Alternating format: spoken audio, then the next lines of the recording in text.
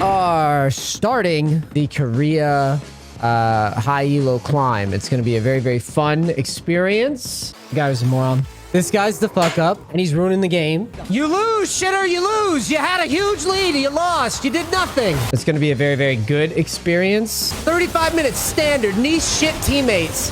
Nice job, boys. There's going to be many games, many laughs. Seems like the better jungler won. Ha ha ha ha. So many hee-hees and XDs. I mean, it's just a Neace. I get more trolls than anybody in the world, so yeah, you go fuck yourself. No, don't honor me, you rodents. I'm just gonna report all of you, because I fucking hate you losers. Man, my jungler played well. Let's honor him.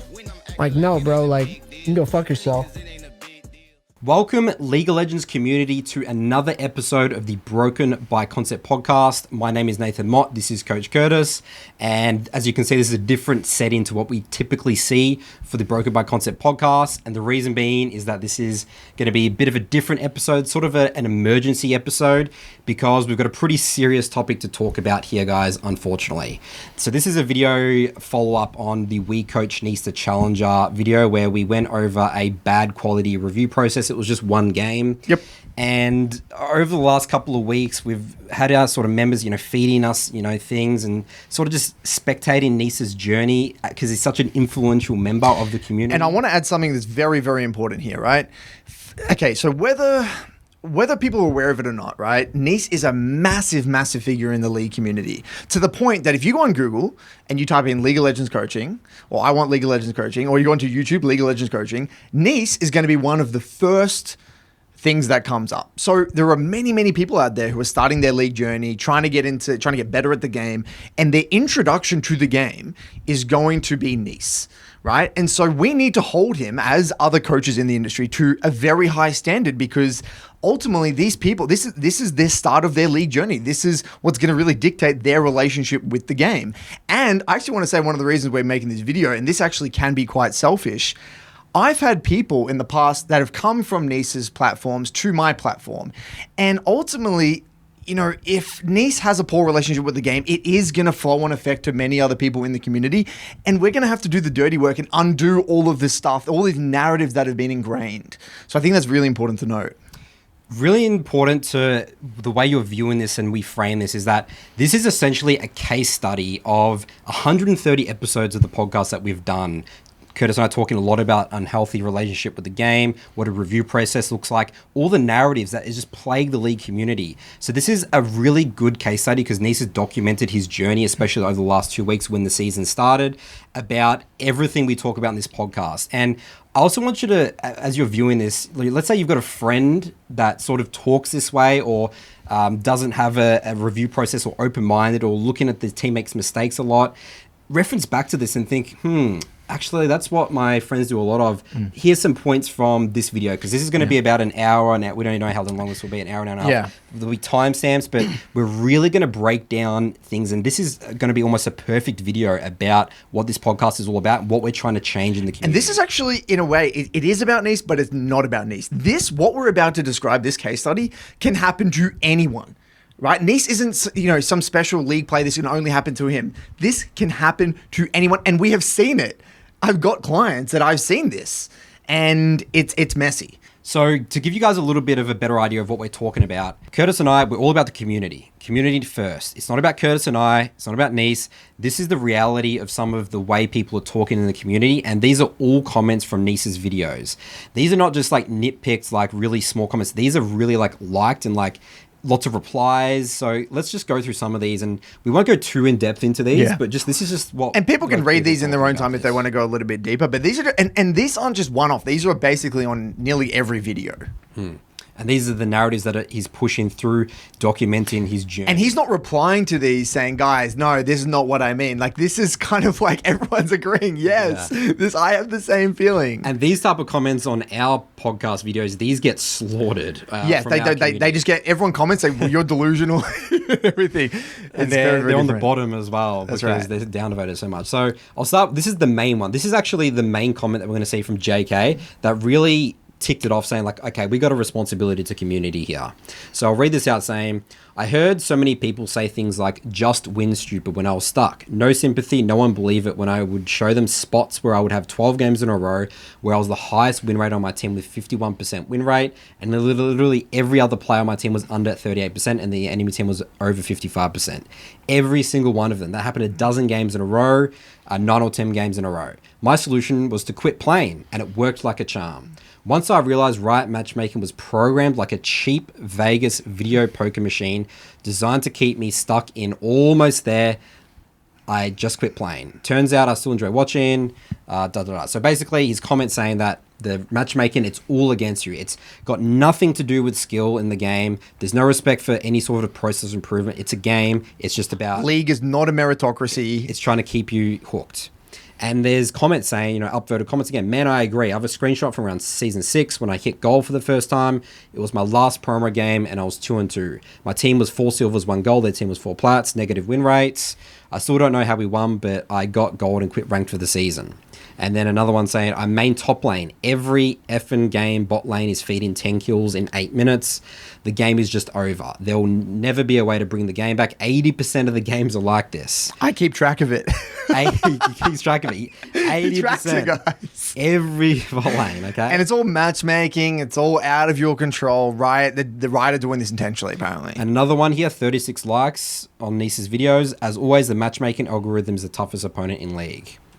And here's just some more again. And we don't need to go through all of them. I think a few here again. Yeah, griefing, rig games, welcome to League. These are all pretty straightforward. You can go through them, but you guys get the point. This is why. This is literally why we're making the video. We're not making this video to make Neace feel bad. We're not making this video to please our egos. We're literally doing it to save the community. We have a responsibility. The analogy that I use, and when I was justifying thinking about making this video, was if I'm a personal trainer and I see a fellow personal trainer around me literally giving advice that is going to injure someone, set them backwards, create poor habits, I feel obligated. I would feel obligated to say something because I'm in that industry. If I'm not saying anything, it's happening in front of my face. Like I don't want to turn a blind eye. I don't want to turn. I feel guilty. Like I even to this day when I read and when I see all this stuff and when I don't make comments on this stuff, I feel guilty. I feel we genuinely have a responsibility to say something here because it's getting out of control. And we hate when we see stories of like I just quit because of the matchmaking. Like this game's so fun, guys. If you view it correctly, and we've seen it from our students, they have a blast with the game and say, "Thank you, Nathan and Curtis. I use this to help me in other aspects of my life." League of Legends is a fantastic game. It's why we dedicate our lives to this game. The last comment here I want to, and this is really going to get segue when we get into the games, is Thomas here says 40% of the games you'll lose because of your teammates. 40% you'll win because of your teammates.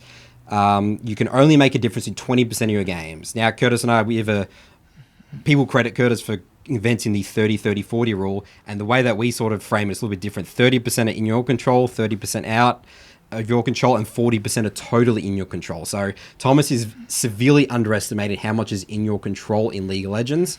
You can go watch Curtis's content. We have podcast episodes on that as well.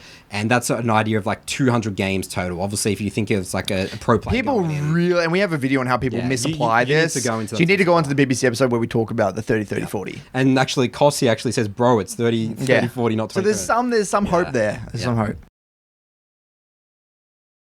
This game doesn't feel like my fault. Like I said, this feels like matchmaking gap. There's not much I can really do with this. Okay, so what we're going to start with here, guys, is a 10-minute monologue from Neace. And this is really going to set the theme of his mindset, his approach to improvement. Remember, guys, this is a case study that we could all learn from.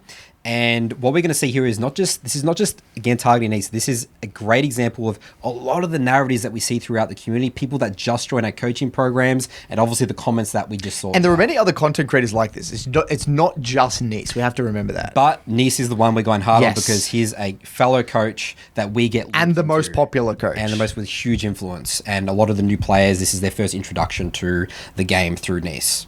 So let's start playing, and we'll just pause when we want to pause. Let's see if Blade means Jax. Jax has been broken for like 5-6 years. Like, imagine if Trinamir was the absolute best champ in the video game for like 6 years in like high elo, and you were the best one at it.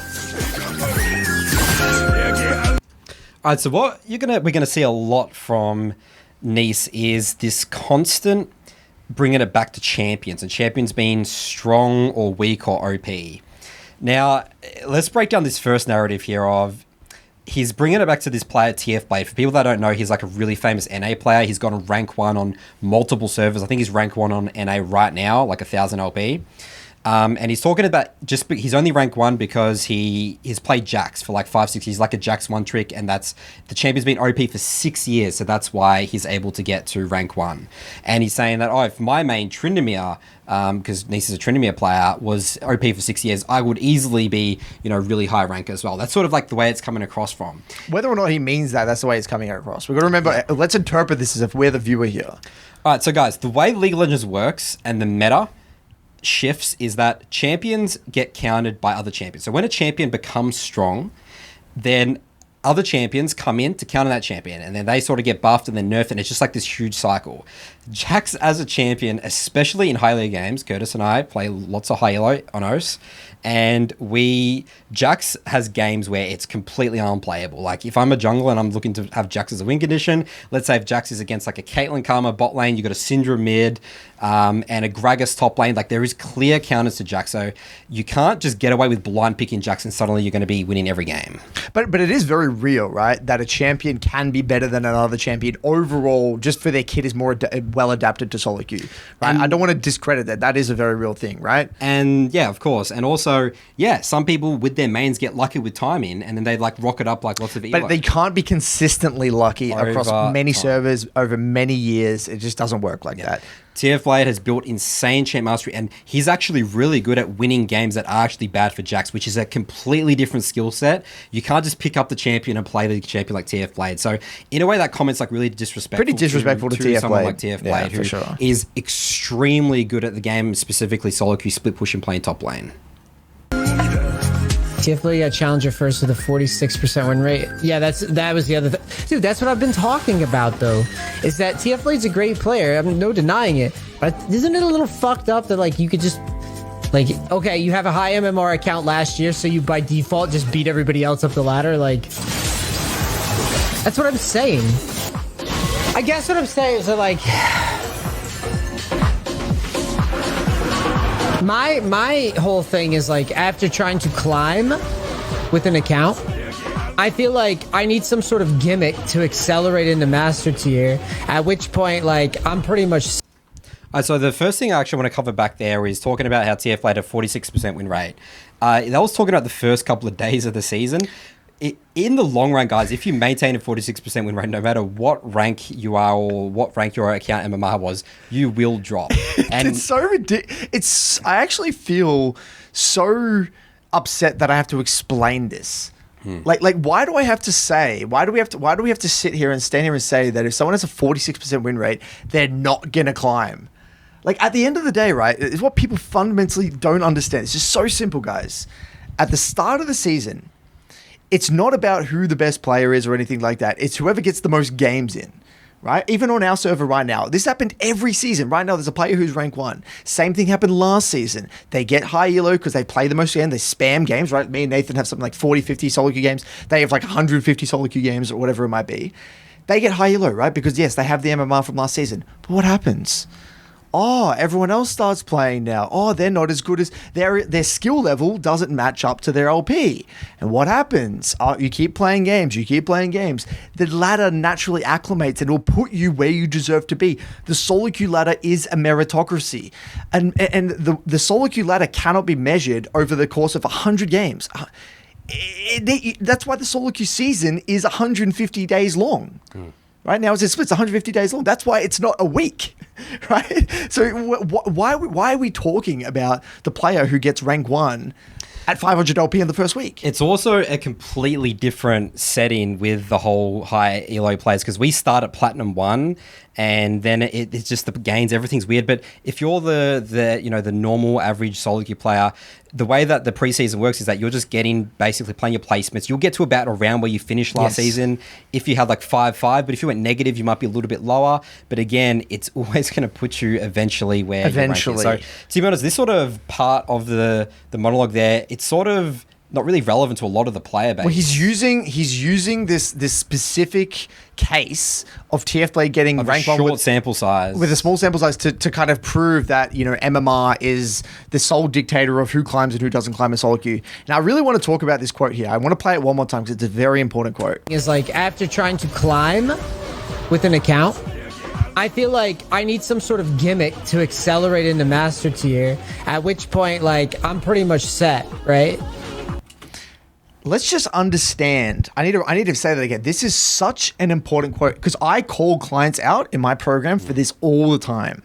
I'm going to say the quote one more time.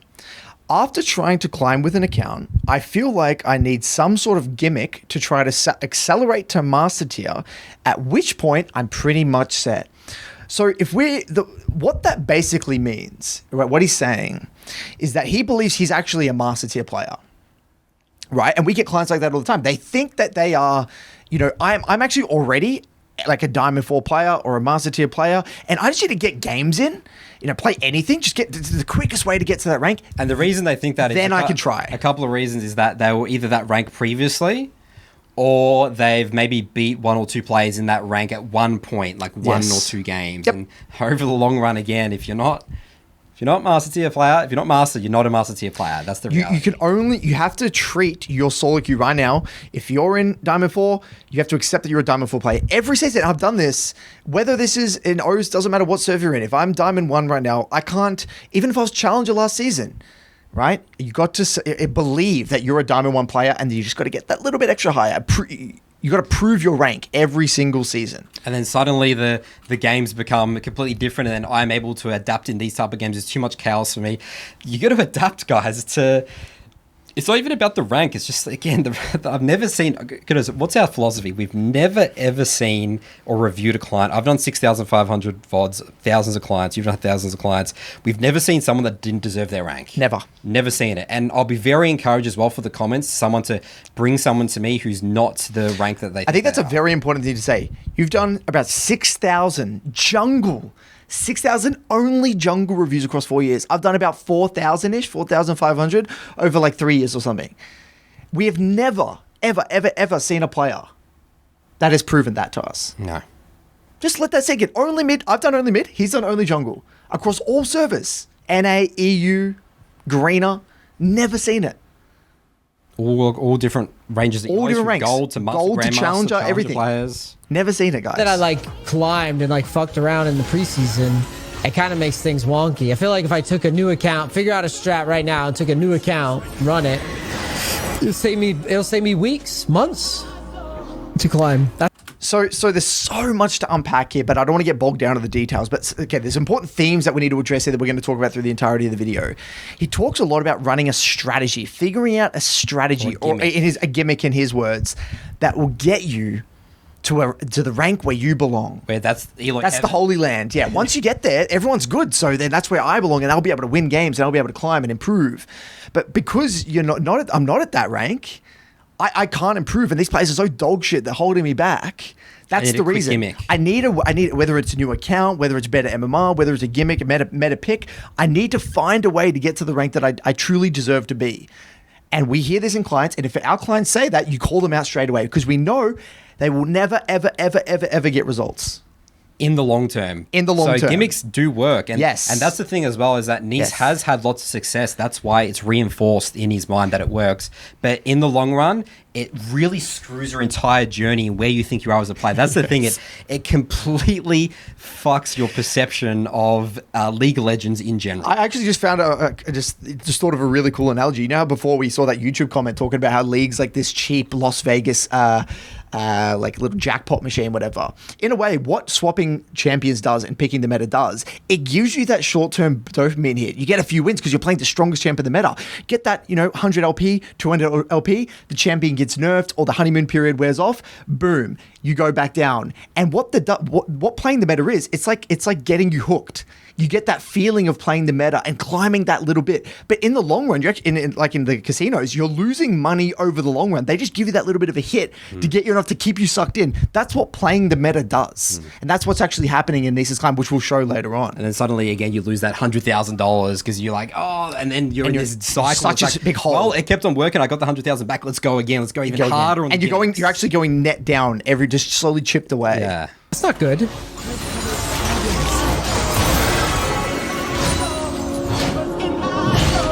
You're essentially being penalized for not like hyper game selecting with dodging and dweebing out. So his point here is that because he played a lot of games in the preseason and he tried all these different champions and stuff, he's got this excuse that, you know, his narrative here is that he ruined his MMR and now he's screwed because of it. And now his account's kind of doomed. And that's why he's at low rank right now.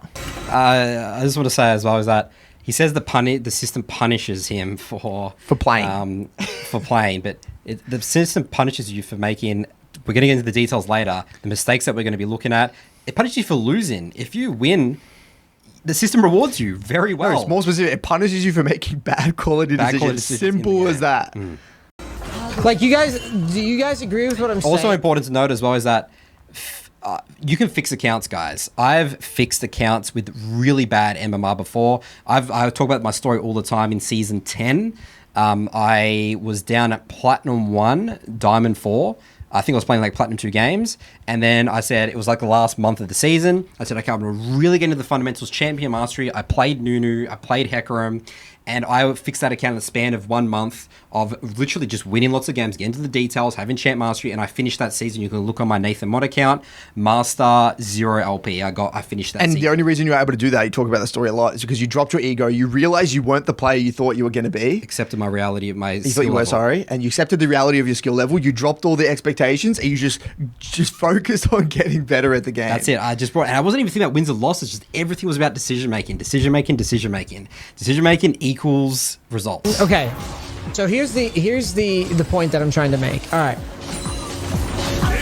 don't you think it's a little weird that a game that has drastic overhauls and changes, okay?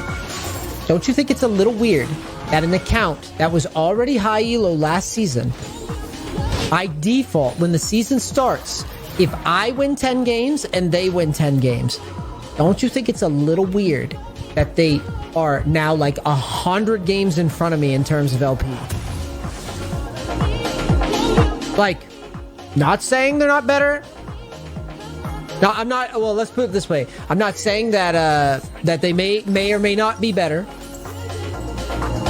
Don't you think it's a little bullshit? Like, even if you hate me, like, even if you think I suck, whatever, like, don't you think that's just a little fucked up? Like, game integrity wise. You know what's really funny? And I was just thinking about watching this again for another time.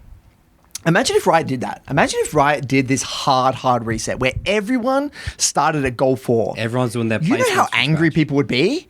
This guy was challenger in my last game, and why am I having to verse a challenger? It would ruin the league experience. It actually makes sense that people who were good last season get a little bit of a head start and automatically get to Halo, because then all the Halo players get to verse each other. It actually makes sense. That's right. And that's why, going back to the TF Blade example, TF Blade, he had 1,000 LP MMR account, so he's playing with all 1,000 LP players. So the system's just going to gradually get everyone back to that. Riot anyway. changed the system. It match makes you verse MMR, not rank anymore. So if your MMR is good, you're versing high MMR players. You're versing really good quality players. So there's no remember, that system would only be unfair if a high MMR player was versing a low MMR player. The system doesn't do that. The system it basically puts you with other high MMR players. You're versing people of your skill level all the time, no matter what. That's how the matchmaking works. And I always say the matchmaking in League is the best matchmaking system of any game. It's fantastic. It's a meritocracy. It's a true meritocracy. Again, guys, in the long run. In the long Don't run. look at a sample size of 10 games or 5 games or whatever. It's always in the long run. Again, we're going to keep reiterating this. We've never seen a player that didn't deserve the rank that they're in. Nice. Competitive integrity wise.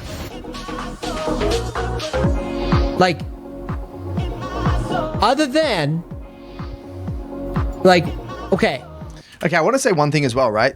These players had to get that MMR some way, didn't they? You don't just randomly get gifted an account with high MMR. At some point... Even if you do, and you play, and you're not that skill level, instantly you drop lose. very quickly. And that's what actually happens in every season. Like we said before, go right now to the OS ladder. You go to the rank 1 or you go to any server. But mainly at the start of the season, go to EU. You know the guy who was rank 1 in EU. You actually coach him, Consti, right? He gets rank 1 every season for the first like few days. And where is he at the end? Not even remotely close. There's many examples. Yeah, I think to be fair, Consti's doing a lot better now.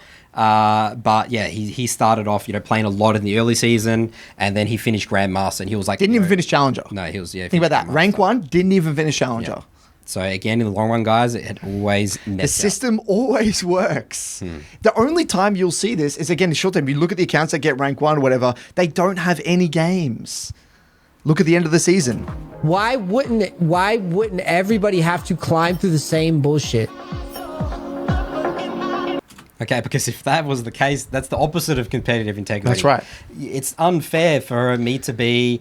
He's about to use an analogy of a race, but I'm sitting here. I'm an amateur. I'm a beginner player. Racer, marathon racer, and I start and I'm against all these professionals, and they all just take off. And I can't even see. I don't realize I'm in a race anymore. They'll take off. And that's why there's brackets and divisions when it comes to races. Yeah. Right. And when any sport, there's divisions. There's like the A grade, the B grade. Like you put the A grade people with the A grade people and the B grade people with the B grade people. It makes sense. That's why it exists in traditional sports. It's like having a 15-year-old football player playing against, some 28-year-old NFL makes quarterback. No sense. Imagine if Neace, right, did what he said here, make this flat. Everyone starts at the exact same place, right? He gets into a lobby. He's versing TF Blade on his famous jacks. And he's got Joe Blog, Zach Topman, who finished gold 4 laces in. What's the next video we're going to see on YouTube? Neace's YouTube video. Look what I had to do with fuck Riot. Yeah. You can't please. This is the thing. You can't please people like this. You actually can't, because there's always an excuse. This is the narrative. This is what we're going to see. There's always an excuse. And we can see as well how passionate Neace is about it, how he's basically fortifying, digging himself in here. This is again what we see with a lot of players. They dig in with these narratives because they nitpick examples like that, and then it just keeps reinforcing this. And why we felt the need to do this case study, Nathan, is because we've got all the quotes. So this is the thing. He's putting all this content out there on YouTube, right? But now we can just show you what you said. There's contradiction after contradiction after contradiction. And we see this in our players all the time, our clients, everything, in the general league community. If they were rank 1, I'm not saying they should start further behind. That's not what I'm saying. I'm saying everybody should start somewhere equal, right? That's all I'm saying. Because it's just simply not fair. It's not. And this is also assuming that why is he thinking of SoloQ as a race? There is literally probably 5 people in any server that are actually racing for rank 1. Your rank, anyone's rank right now, is actually completely independent of anyone else on the server. It's your own journey. You're actually not racing against anyone. No. You're literally racing against yourself. You are every game is a race, a miniature race. Every single game. You're doing 1,000 races, essentially. That's where the analogy breaks down. There is no grand SoloQ race. You're not competing against anyone but yourself. So why even use the analogy of a race? It actually makes no sense. The only way you could use an analogy of a marathon race in League SoloQ is if you're talking about those 5 people. Isn't there something going, a bet in EU right now who can get rank 1 between they're doing a streaming thing. There's 30, 20 people or something like that. That's it. That's a race where there's 20 genuinely high people who can actually get rank 1. No one else can compete in that race. There's no one else. No. Neace is never going to be invited to one of these races because he's not going to be competing for rank 1. No. Right? Nor am I, or neither are Nathan. For example, I could have stopped with my account in Diamond 2 the first time, not even played in preseason, not even and I would have been in a better position to climb. Stop and think about that for a second. All right, Neace, we're going to stop and think about it. I love this one so much. Yes, you are correct, Neace. In the short term, but in the long term, this rank will speak for itself. Okay. I've got a really great... we don't even need to use any analogies. So basically the message that he's saying here, guys, if you have a good MMO, you got a great win rate, stop playing. Go on another account. Just stop play or take a break, whatever. Don't play, because then when the next season, when later on you play on that high MMO account, you're going to get better gains, right? Yes, straight up, that is true, right? You have better MMR, you have better gains, whatever. But how do you improve at the game? You don't improve. It's without just about playing? rank. But genuinely, how if he did, imagine if he didn't play in preseason. Say he gimmicked his way to D2 with Maokai or whatever. Gets to D2, stops playing. Then he stopped playing for say 2 weeks or something. Is he going to be a better or a worse player at the end of those 2 weeks? Right? If he genuinely played to improve after 2 weeks, you would be a better player. You'd be able to make up the difference in the quote unquote lost MMR anyway, because you're just playing to become a better player. How do you get better? Rank doesn't mean anything if you're not actually the skill level of that rank, because you'll just fall straight back down because the system always works. Will weed you out eventually. You know, it's just weird to tell people not to play because you're going to ruin MMR. How do you circumnavigate that? And it's also important as well to talk about is that, remember, just because you're playing the game doesn't mean you're improving. As we're going to see here with really bad quality process and narratives, you make yourself worse really easily. So yes. I think what we're going to be seeing, again, we'll get into it later, but the more Neace he's playing, the worse he's getting at the game. You're being penalized for playing.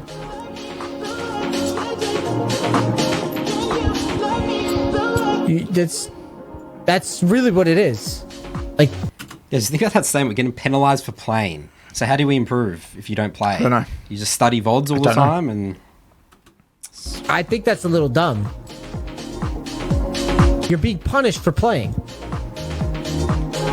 You're also being punished if you don't, like I said, if you don't like hyper select dodge, like again, even if you just think I suck, like, how does that make any sense? Like, you say, oh well, challenger player is so much better than a Diamond 4 player, blah blah blah. Okay, then put him in the game then. Okay, if we put him in the game, that's not going to end well. It's not going to be good. End of story. Again, you know what I think that this is really coming down to is that I think a lot of the people, what they do is they see streamers, they see people, they see everyone flaming their teammates.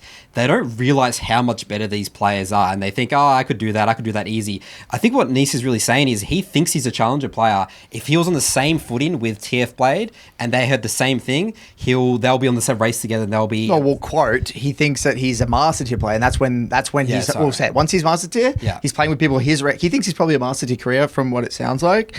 The quote he said, then he's all set. Then he'll be all good. Then he can improve, and because everyone's like him. You know, that's his little home in master tier.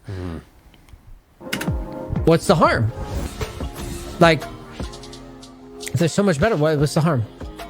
And we've already addressed that before. Yeah. There's a lot of harm. There'd be a huge Reddit thread like Riot ruined matchmaking. Why is there a challenger in my game? That's what you would see everywhere. Climb up in this ladder. I hope you take note of this, right? Because you may be, oh, Neace bad, haha. How would you ever expect to get past this point then? Because the ladder is literally like rigged against you from the jump. How is that fair? There you go. Very dangerous words being thrown around. Like again, we got to remember rigged. The system's rigged. Like this. Victim. I'm a victim. I'm a victim. It's very so. The themes, right? The themes that I'm getting here, right, is that his climber is harder than all these other higher MMR players. That's the reason he's lower elo. SoloQ is a race, and how can I race against others that already have a head start?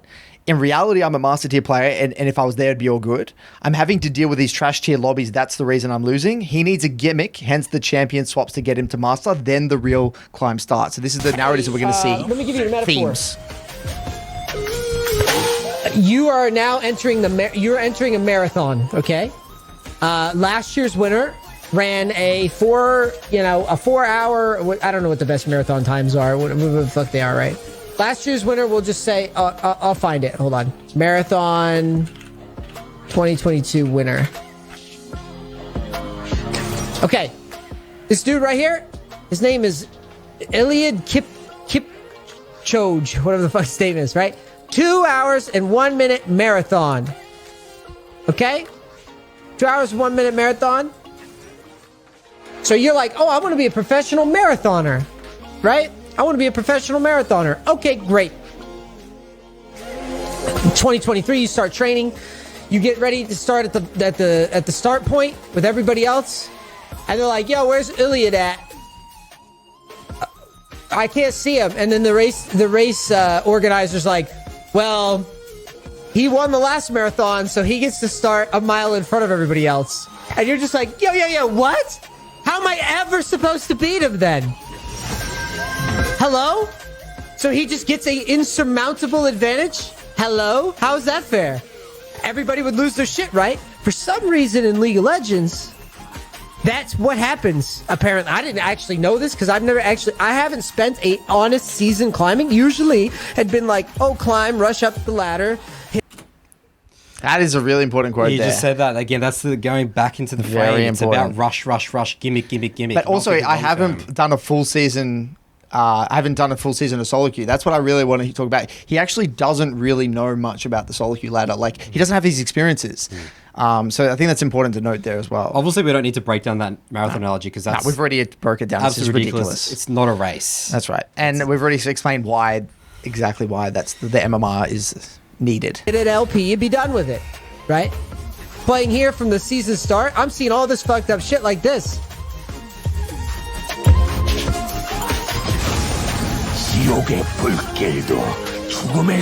then you look down the race line, right? You look down the race, or you look down the starting line, and you're like, yo, where's that other marathon guy that runs this?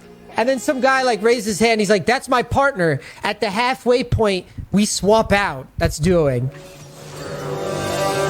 Right, so yeah, Neace actually, he always thinks duoing is a really good way to climb. We say this all the time.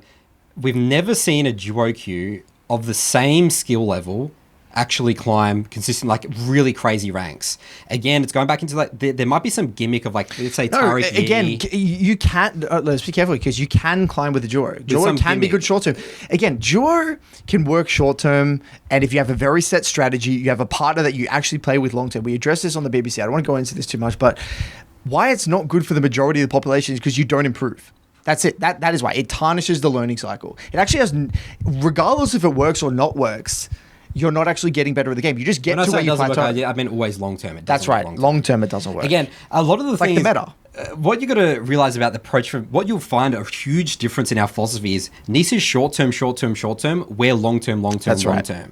That's actually a huge disconnect. You'll see a lot in in the way, content. and we're not going to get into this, but it's just a side note. Like the way he does his coaching, the live coaching. Live coaching is short term, right? It's a short term thing. It helps you play better in that game. It doesn't help you learn in the long run. So you're actually spot on. Short term, that's his philosophy. Short term, what can I do now to get that immediate rank versus long term? You're like, but yo, I just want a race where we all start at 0 and like there's no like weird people starting ahead of me, starting behind me, like, and like people tag teaming. Like, can we just have a race? And then you post about this on Reddit and someone's like, but it'll ruin.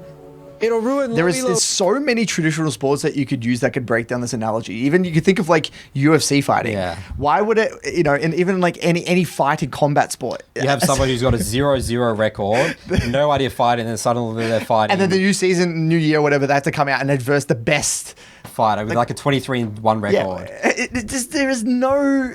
it is such a terrible analogy. It is actually unbelievable how bad that analogy is. Racing.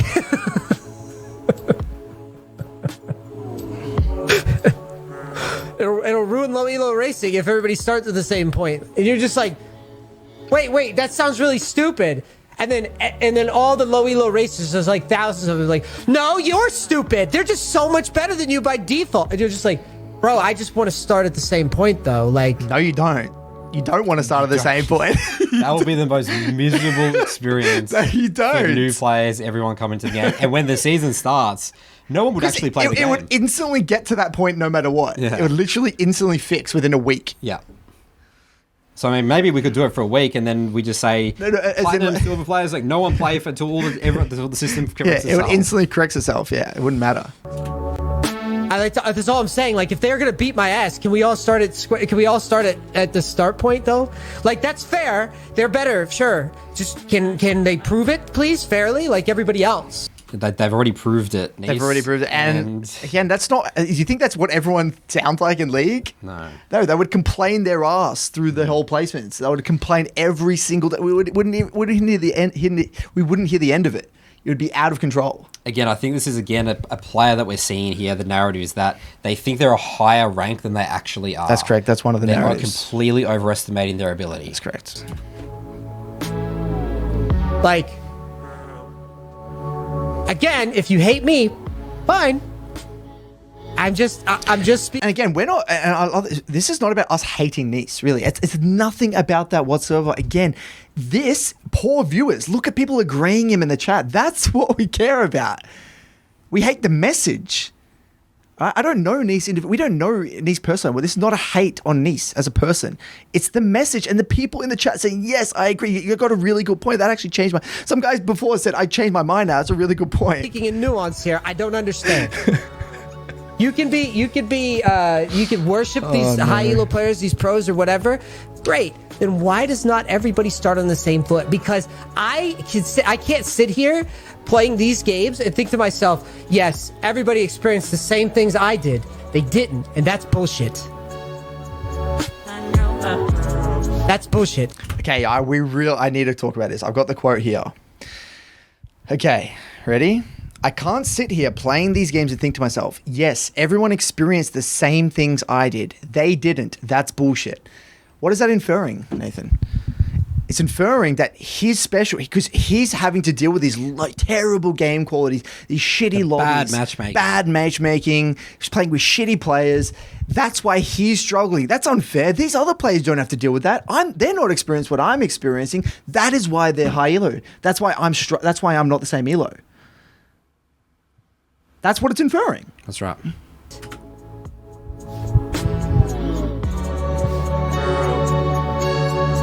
It's not a dumb example because people that are playing League, they didn't just pick up League. You're saying a fighting metaphor? They didn't just pick up League. A Diamond player, a Masters player, a Grandmaster player, Challenger player, when the patch comes out and champs get nerfed, reworked, this, that, and the other thing, people take months off, years off. I'm sorry, dude, but if you were Diamond 1 2 years ago, you're not Diamond 1 now. If you're Challenger last season, you're not default Challenger now. Okay, there's so much to break down in this one again. So what he's saying is that if someone can get high MMR, they can take a break for 2 months. And, but it's unfair because they're not that level of play anymore. So when they come back, how they get this lead? But what would happen, Neace? What would happen to someone that has taken a 2-month break? Yeah, they get into the game, they get those high MMR, but they're not winning games.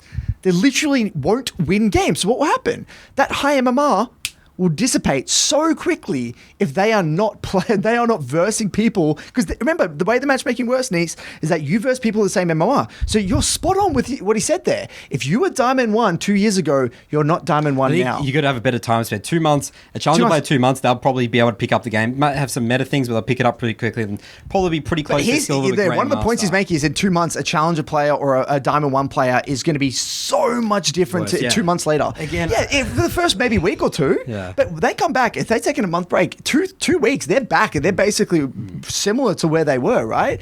But 2 years is a different story. He's saying that you have the MMR that you were 2 years ago. Even if that was the case, let's just give him the benefit of the doubt. Let's say that's the way the MMR worked, right? Even if that was the case, okay, then who cares? That guy will lose like 10 games in a row. He'll be weeded out so fast. It'll be a blip on your radar. You won't even see it. It's negligible.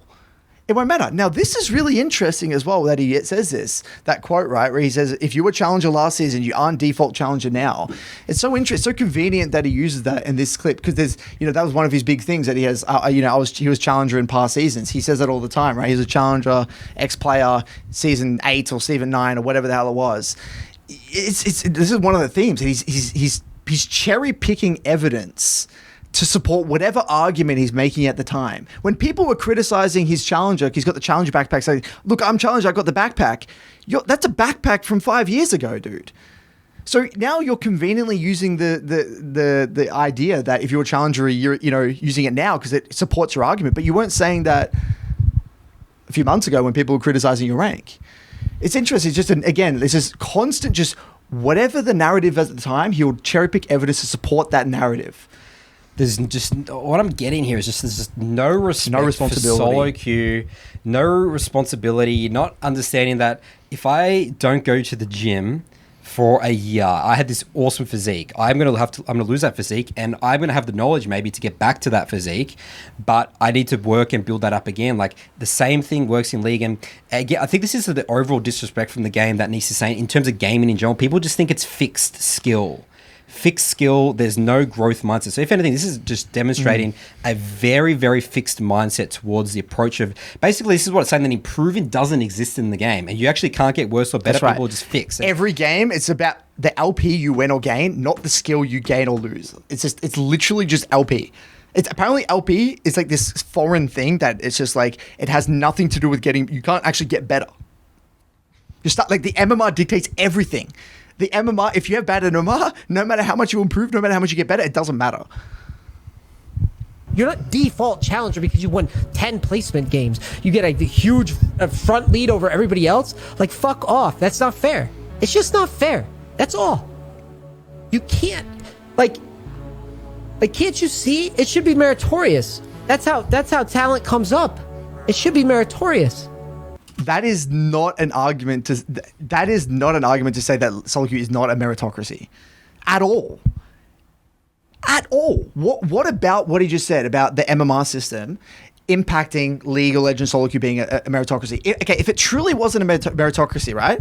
That means Showmaker, right? If Showmaker was put on a bad MMR account in D4, let's put Showmaker on his account right now, or Bo on his account right now. If it truly wasn't a meritocracy, he's saying that Bo wouldn't be able to get rank 1. Right? If that argument is true, then no matter who plays on his account, they wouldn't be able to get rank 1. And that's bullshit. Bo could play on that account and get master in a few days. And fix a completely ruined account. You can just be winning every game because he's versing platinum skill level players, diamond skill level players. Yes, and he's a challenger level player. We've done thousands of reviews. We know what these mistakes look like. We know what these players look like. We know the difference. There is everything makes sense. If you're losing a game, right? There's no grand conspiracy. You are making decisions that keep you in that rank. If you are losing hundreds of games in a rank, you are that rank. You are making decisions that align with that given rank, no matter what. Period. There's nothing about MMR. That's what you wait for a season to start for. You don't go, oh, well, the season started, so this guy that was like... But this is so disrespectful to the high elo community, in my opinion. This is so disrespectful to the people that actually try to get high elo. Dedicate their life to the game. It's so disrespectful, in my opinion. Top 10, he wins 10 games and he's all miles ahead of you already. The fuck is that? No one ever wins 10 games. Like, even if, again, someone has won 10 games in a row, right? Which, again, is very difficult because of the matchmaking. I don't think I've ever really seen that. Makes someone who's, you mean, not at that level? Yeah, not at that level, right? It's impossible. Basically impossible. Literally impossible. Yeah, I've never seen it. Even if they are, they're actually not going to be that much further ahead. Even, like, maybe they're... let's say we see about a difference of maybe 200 LP, someone can get lucky, but you can't get lucky more than 200 LP difference than your actual skill level. Doesn't exist. No. That's... Why would anybody want to, like, you see how fucking painful this shit is for me? Then imagine how annoyed I was when I was like, oh my god, I played in the preseason. I should have just kept my account MMR way higher, not played at all. It would have been such a better spot to be in. Why wouldn't it just start even? It's gimmicky as fuck. Because he thinks that the games that he played, even though he lost, he didn't learn anything. Because again, he's not learning in his games. That's why it's so painful for him. Because he just needs to get back to master. That's right. Just master. That's where he deserved to be. Yeah. Hey, Patriots won the Super Bowl last year. They start with 20 wins over everybody else. Why? They're better. Why? The analogy, if we're going to use that analogy, the equivalent of that is like... He's basically saying every football team in an entire of America should be starting in the same league. Yeah. that's if we use that analogy, that's what he's saying. He's not saying that all the teams are actually really close. Like Patriots might be better than, let's say, I don't know, what's a bad team, like the Jets or something like that. Yeah. But the Jets are still a professional, they'll destroy anyone that's That's why, division. Yeah. And so if we follow that analogy of like, the MMR, right? Or like MMR's bullshit, that means then a junior team would be versing a Super Bowl team, right? That's the reason there is actually divisions, and that's why people are segmented. Essentially, what that example is that is that race, that challenger race. That is like the NFL league of all the challenger players, all at the same rank, all the same bracket, all going up together. Yes, the Super Bowl league or the NFL is the top 10 players, essentially, all in that race. That's spot on. It's nothing to do with the wider society. It's an elite division. Group. What? So a bunch of fucking Twitter people can worship people that held a challenger spot last year? They'll just be, this guy, he got to challenger at 800 LP already. Yeah, no shit. He starts 1,000 LP in front of everybody else. How else would we fucking not climb it? Am I crazy? I don't know. Nobody will post it. Nobody will retweet it. Nobody will. No, everybody. We're gonna post it. Pile on me and say that I'm fucking stupid, but I know for a fact because this is how anything else in the world works. It's just No, it doesn't. how it is. Fresh accounts, yeah. Tell me about it. I'm going to eventually level an account, and I'll probably have a way better result, and it's going to be really sad and depressing. So just quickly about the new account. Yes, he might get lucky, maybe a 200 LP difference, but again, over time, process decision making, you're always going to end up at the rank you deserve because SoloQ is a pure meritocracy. If Neace is 200, if Neace is 200 games in D4, if he has a new account, he would, and he say he had a new account, fresh MMR, he might get to D2. Yep. He could get to around D2, high D2, maybe even D1 if you're playing the meta, getting lucky. But what would happen if you play another 100 games, another 150 games? Back to D4. If your decision making and everything's not improving, you're not actually improving the game and breaking down your decisions, and you're not actually a master tier level player. You need to be playing at a master tier level to be master tier. And that is tangible. You can literally look at the difference between those players. Yep. We've done it in our coaching across all different servers. We will see it. We'll show you it. Absolutely. All right, so what we're going to do now here is we're going to look at Neace's OPGG starting from the beginning of the season. So remember, guys, when we did our We Coach Neace Challenger video, you know, I mean, we weren't that hard on him because it was like preseason and stuff. But now the season started, he said that he used the preseason all for practice. So this is it. This is him at his best now. So we're going to start from scratch. And now we're sitting at around 200 games played right now. As of this video, about 200 games played. So he starts here at this Trinity game 5-3-4. Okay, so he started off playing a lot of mid, right? So we can scroll up from here. He's got a lot of mid games. So basically, Tryndamere, one trick at this stage. So Trin, maybe got jungle, so he plays a Kindred game. A lot of Tryndamere, maybe Tryndamere's banned, plays a TF game. So for the most part, pretty good, right? This is great. Sticking to a champ pool. He knows he's really owning his identity as a Tryndamere player. So we're applying the broken by concept principles of what we think is a really good process. Which is what we're looking for here. We're looking for champ pool consistency, which is the main thing. It's hard to really identify if he's playing in blocks or not. And at the end of the day, you know, that's not for everyone. We recommend it highly. We think it's a very important tool for intensity. But the main thing is champ pool, right? So this is a day in, 2 days in. Plays a GP mid-game here. Still looking great. So about 30, 40 games. So he's 2 days in still, right? About 2 days in. So this is interesting. Go back down here because what we're seeing here is he loses 3 games in a row with Tryndamere. Now he's not playing Tryndamere anymore. Interesting. He's now switching. So this is what happens a lot with champions, guys, is that 3 games is probably the key point. Is when you lose 3 games in a row, now you think, this champ. Some doubts creep in. Like, is this really a good idea? Should I really be playing this champion? And that's where, if you understand the SoloQ contract and, like, you know, you understand, okay, I got my champ pool, you said it all right, you know adversity is going to come. This is where you really need to get into the review and get specific. Get into the details, because if you look big picture at your journey, you're going to get really confused and overcomplicate and think it's champion's problem. That should be a block of games, ideally, right? A block, you have a 0-3 block. Boom. Okay. I just went 0-3. Okay, I'm doing something wrong here. You can get unlucky in 3 games. That genuinely can happen. You get into the review, see what I can take away. At this point here, he jumps to TF. He has 2 TF games, loses with TF. Goes to Karma, plays a Karma mid, back to Tryndamere mid, loses again. Has a Maokai jungle, TF, so that Karma. Tryndamere loss looks like, okay, give it one more chance. Give it one more shot. It's like, all right, nah. Screw this, get out of here. And it was actually into a counter matchup, as you can see, into LeBlanc as well. So then he goes back to bit of jungle, has a good bit of a rough game with Maokai, but wins, TF, Karma. And he's still trying to make Tryndamere work, not really having that much success, right? So at this point, this is where you really need to get into the review. And you can see he's incrementally playing less Tryndamere. He's weaving in TF, weaving in Karma. And this is where he gets really, he's like, okay, I'm digging deep. I really got to try and make it work. I'm going to stick to the champ mastery. I know that it works. And then that's the kicker, that last 3 games. These 0-3 games here where he loses 3 Tryndamere games in a row, ends on a 2-5. And he's like, screw it. I'm going back to jungle. So he has some Kindred. Has a great Kindred game, 9-1. Right? Now so he did play a lot of Kindred. He practiced with a lot of Kindred in preseason. Yep. That's what he did for his champ pool.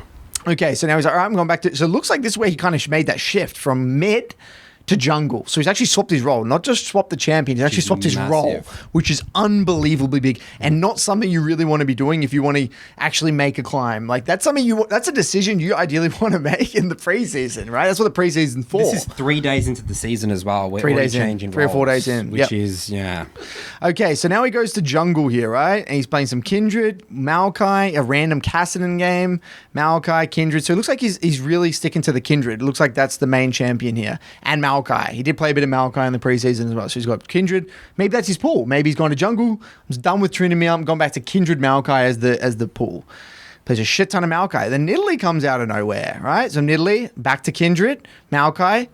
But where'd Kindred go? He had, again, 3 Kindred losses in a row here. Look at this. But he was having success on Kindred a little bit. He was having success, but he had these 3 losses in a row, right? So loss. Maokai did well with Maokai. Nidalee, where'd Kindred go? Kindred's gone, right? So we've gone from Tryndamere basically to Kindred, Maokai. Lots of TF in there, remember? Bit of TF in there, bit of Karma. They're gone. They're not being seen the light of day anymore. Now screw Kindred. Not really, that's not working. Go to Nidalee. So we've got Nidalee and Maokai, right? Struggles with Nidalee, and he's having some really rough Nidalee games. He's lost basically 1, 2, 3, 4, 5 Nidalee games in a row. And look at these games, right? I mean, it looks like he had some good KDAs here, and we can't tell much from KDA, and, he could get unlucky, but 7 deaths, 8 deaths, 7 deaths on Nidalee. He's probably making some pretty pivotal decisions. We're going to get into the review later. We'll actually look at one of his Nidalee games, which is very important. So we got 5 Nidalee losses in a row, and then this is obviously now he's... That's the kicker. Screw Nidalee. Like, that's not working. What's the next What's gimmick? the next thing? What's the next gimmick? We're using the word gimmick because that's the word he used, right? I just need a gimmick so I can get to master. That's when I'm all set. It's about champion. Not my decision making, not all my deaths. That's all the basics. Not taking responsibility. It's all about champion. Because remember, he really is a Master Tier player in his eyes. He's got to find the gimmick to get him there. No process. And now Zach comes along. Screw Nidalee, not working. I got to try Zach. So he actually goes ham on Zach. One trick Zach first. That's some pretty good wins. So this is actually, got to remember the context of days, right? So when he stops his Nidalee journey, it's about a week. Okay? So remember, in the course of a week, he's gone from Tryndamere to Kindred to Maokai to Nidalee, now to Zach in a week. That's 4 champions, isn't it? It's 4 champs in a week. Missed the TF and the Karma. And the TF and the Karma that is weaved in there as well. 5, 6 champions. And the Kassadin game and everything. So anyway, but now Zach. So he's gone in his shoes. He's all right. That's it. I'm all in. Zach's it. I'm going to commit. Zach's my champion, right? Doing good. And remember, this is the time span of a day, though. Remember, this is 7 days. This is all like 1 day. Like, he's grinding Zach. So we're definitely not playing in blocks at this point. This is just spamming games. This is spamming games. And that's another common sign with people who just want to just get to their rank really quickly. They just think that, remember, just need more if I get the games in, I should get it, right? And then Zach. To be fair, he actually had a loss streak, but kept on going. So yeah, that's a really good sign. Props to him for having these rough blocks and still playing. It's 2 days in a Zach main. Keep on going. Zach. So he's about 2 days deep of playing Zach at this stage. Still playing Zach, but now Tryndamere comes in out of the woodworks a little bit. So it's weakening. He's like the weakening at the knees a little bit. And then Zach slowly, you see how it's like a slow transition. It's like, I think I want to play one game of something else because he has like some rough Zach games and he has this 16-4 Kindred game. Oh, interesting. And he had a really good KDA. Really good KDA on this Kindred game. But then it's like, Kindred. But I should stick to Zach. I'll give it another go. Doesn't work. What the narrative in the 16-4 Kindred game is that if I can't carry with this champion means 16-4, the champion sucks. Also here, which is very important, I like the contrast of Zach to Kindred, just in terms of type of champion. Because Zach is not like a quote-unquote carry champion, right? It's more of like a facilitator. You're very, I would say, gank-oriented, creating space for team. It's all about win cons. Kindred is the carry. Kindred is kind of like you're a carry-oriented jungler. So it's like, it'd be interesting to see what the mentality was there, shifting styles. Because we're not just shifting champion, that's shifting styles, which I think is a very important distinction to make as well. So then he plays a Kindred game, a Wukong game out of it. So it's another champion that's come out of the woodworks here. And then start spamming Wukong. Now we're on the new champion now. We're going to the next one. Wukong. Really not having much success with Wukong. Doesn't seem to be... doesn't really understand. Again, how can he expect to have success with the champion? He hasn't played it for weeks. He doesn't have champ mastery. Simple as that. So remember, in League, guys, you're only doing one of two things. You either developing champion mastery or you're learning the game and getting better at the game. You're only doing one or two. So what this is this is developing champ mastery. The system is telling you your champ mastery is not at the level of this rank. That's what this is a warning sign. You can never get this loss streak inconsistently if you're playing at your skill level That's with correct. that champion. This is you are contributing to some of these losses. The system is doing its job here. It's saying Neace is picking up this new champion. He's dying a lot. He's losing games for everyone. The system's going to start, okay, we're going to start really pushing his account down now. The system is so good. It's fantastic. It's so good at detecting this. It knows that you're coming in and you're not playing at the level and it will punish you. And it's important to note that he originally started his season Diamond 2 sort of MMR. Now we're down to Platinum 1 games, playing in Platinum 1. The system is trying to put you where you are playing at. Simple as that. The system's working well, right? And what will happen, right? You'll get to a point where your autopilot is the level of play. Like even without champ mastery, like you can't go lower than that. Just your general game understanding. Just your general game understanding will carry mechanics. you. It would carry you without the champ mastery. So there's only a rock bottom. That rock bottom is different for everyone. It's not like he can suddenly bronze. It's impossible. Exactly. He can never get to bronze. That's right. And so he plays a bit of Wukong. He then just disappears, right? He's like, screw this. Wukong's gone. Then he goes back to Kindred, tests that again, doesn't work. And then goes back to Nidalee. So now he's all over the place. He's right. The biggest one is just a random Karthus game. He hasn't played Karthus. Yeah, where does this Karthus game come from? It's just randomly just pops up and then just doesn't play it again. So randomly another champion comes in, Elise. You can't expect guys to be having success just first time in a champion in a rank. Again, what I think it is again, he thinks he's higher ranked than he is, and it's just a champion. No, it's not thinking. That's what he said that, and that's what we're seeing. This is the way it manifests. Spamming games, no respect for champ pools, swapping champions every 2 or 3 days. This is what it looks like. And then even in the random Kassadin games, like where do... random, because Kassadin was the strongest mid laner on the pad, right? He's the best SoloQ champion. So he's playing, Kassadin, bit of Alicia, bit of Karma. Now we're all over the place playing a bunch of things. Kindred, Wukong, Nidalee, and bit of back to Trinity, bit of Fiora, GP, Jax. He's playing Zac in lane now. Lane. He's gone screw jungle. It's not working for me. So actually, it looks like he actually screws jungle, goes back to lane. So he's actually swapped now, not just back to mid, but to top. He's playing top, because he gets like a bunch of top games in a row. So it looks like he actually maybe queues top or changes his queue. So I think it's switching to top. So the GP game is really important here because... GP is one of the hardest champs in the game. He hasn't played it for ages, and he randomly thinks he can just pick it up and expect. And that was one of the games that was actually the B-roll as he was talking on stream about MMR. Remember? Yeah. On stream. Oh, that was that game. At the end, the second game he queues up for, he plays GP. He's talking about MMR and complaining about the system of MMR being broken. His first timing GP on his climb. That he's in a Platinum 3 MMR game. All right, and the thing is, it's like, what are you achieving when you're doing? Because guys, you got to think about this. What are you achieving? Like, are you going to learn the champion? Are you just suddenly like, I've spent all this time, all the preseason, and now suddenly I'm just going to think I'm going to be GP in a game, play one game, and then you give it up. Sure, Neace, you can go back to GP if you want. You feel like okay, jungle's not for me, but you got to commit to it. You got to really figure this out. And I don't want this to be a rank. This is nothing about rank shaming. If Neace, right, this is what I want to make this extremely clear. I actually want to say this to Neace directly. I have nothing against you personally, Neace. I don't give a shit if you were D4. Or what rank. I don't give a shit if you were D1, you were Master. If you were saying this, and even in Grandmaster, I don't care. What I care about is the message that is being spread to the community. It is not about your rank. It is not even about your level of play. It is the messages that you're saying in your reviews, in the way you're talking about the system and it's being rigged and the MMR and the meta. And people, whether you're not aware of it or not, you're a role model. You're a role model to thousands and probably tens of thousands of people around the world who look up to you. And their role model, this is what they're seeing.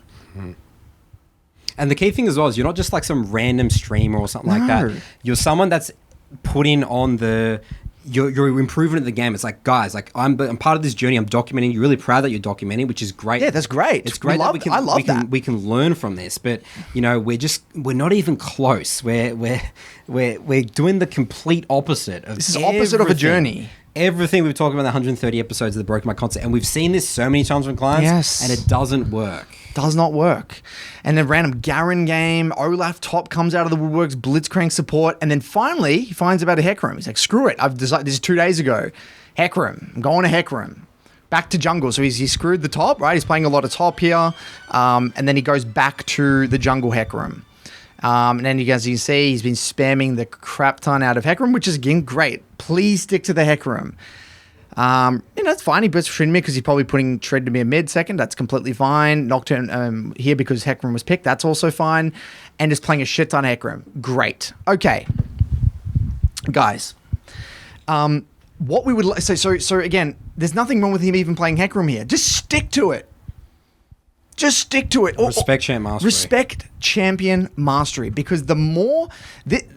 right, when we look at this little tally at the top, right, we see the 40% win rate. We see all these things here, right? This is not Riot. This is not MMR. This is not shit teammates. This is not even Korea. If you do this on any server, EU, NA, OS, Korea, any server, China, the very, very similar thing is going to happen. You're going to plateau because you don't have the champion mastery and you're not really going to learn about anything about the game.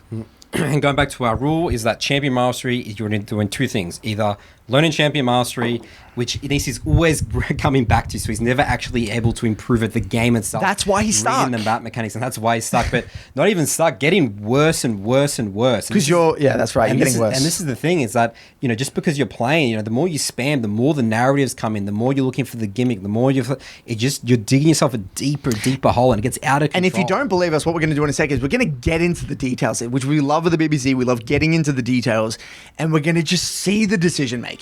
All right, that's what it's all going to be about.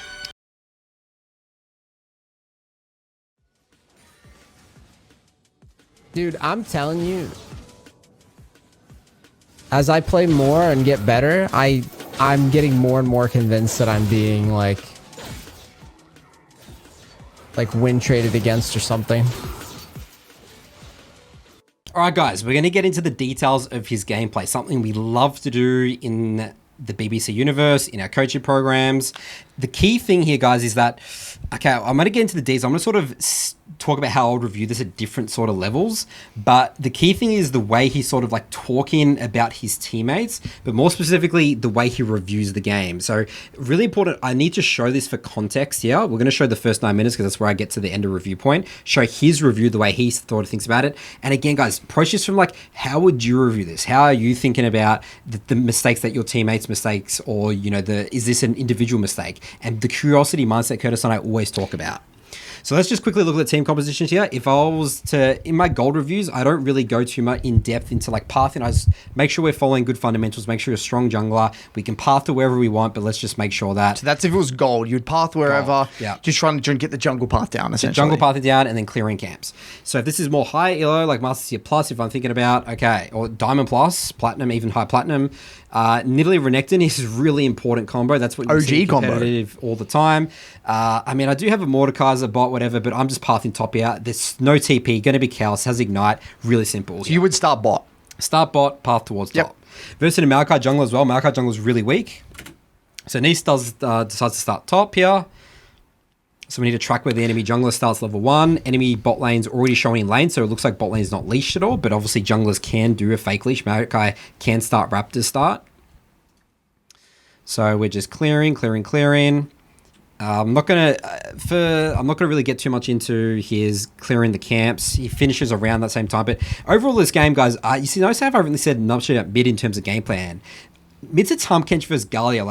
There's kill threat. There's kill threat, but I think Taham's the resources... not really a win con. Yeah, he's not really a win condition. Into that comp specifically, Tahm is useless. Tahm is terrible into Xayah Lulu, terrible into Darius. Yeah. I mean, you can do work into Galio, but Galio doesn't need to. He can just minimize.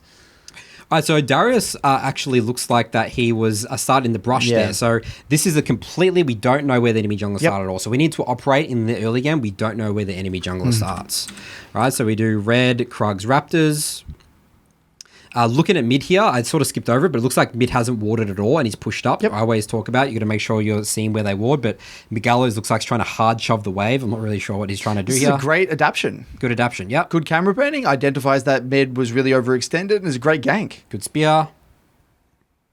And there's the Maokai. Remember, we had no idea where Maokai started. Now it's confirmed. We know he has red buff. We know that he has started bot side. Yep. So a bit of outplaying there. Again, we're not going to really talk too much about the mechanical play. He dies there. Lulu actually roams up. And that's a completely fair mistake to make, right? His mental stack was overwhelmed with the gank. There's no way he'd be in a million years be able to track Lulu coming down. There was no pings from bot side. That's just like I see that mistake all the time. I make that mistake all the time. You're in combat. There's no way you can expect someone to track a support roam. So that's great so far. Yeah. Minus the pathing to top bot side instead of top. Not too bad. Yeah. All right. So dies. That's first death. So, yep, I think that, again, this is overall gameplay to be revisited, but overall, that was a good gank mid. All right, now, this is where it gets really questionable, guys. So, Maokai, if we saw here, Maokai, right now, what does Maokai do? He's just going to base here. He's really low HP. So, he's going to base and go top side. Highly likely. He's 2-0 as well. So, you're going to verse a 2-0 Maokai spending a lot of gold, right? And Neace decides for some reason out of base to path towards top. And doesn't have priority in top, doesn't have priority in mid, and he's probably versing a very strong Maokai that he's not going to be threatened by Nidalee with no flash. That is the most unthreatening thing of all time with a Dark Seal.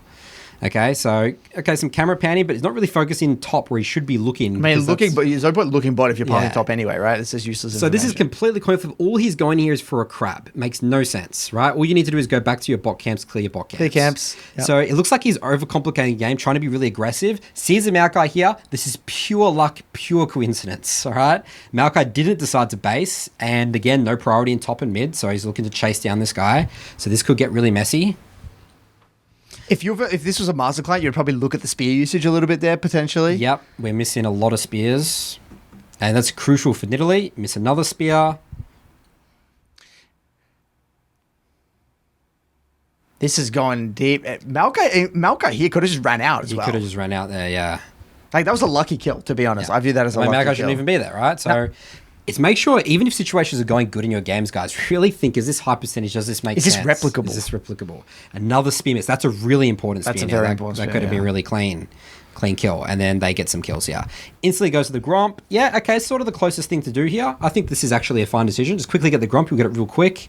And then we can just keep farming because he really needs to farm right now because he's level 3 at 4 minutes. It's really far behind. All right, so he does get the Gromp and Lulu's here. And here comes Darius. And now he's going to give the kill to Darius and give him double buffs. So tired of this Lulu just saving the day over and over again. These random ass roams.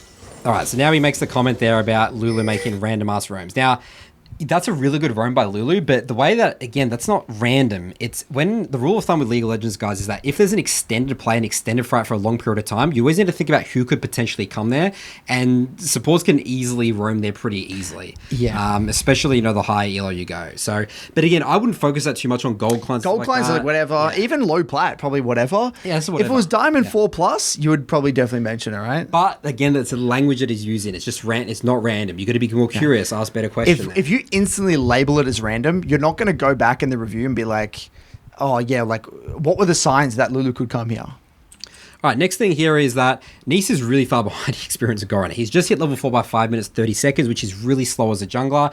Think about, guys, if you're playing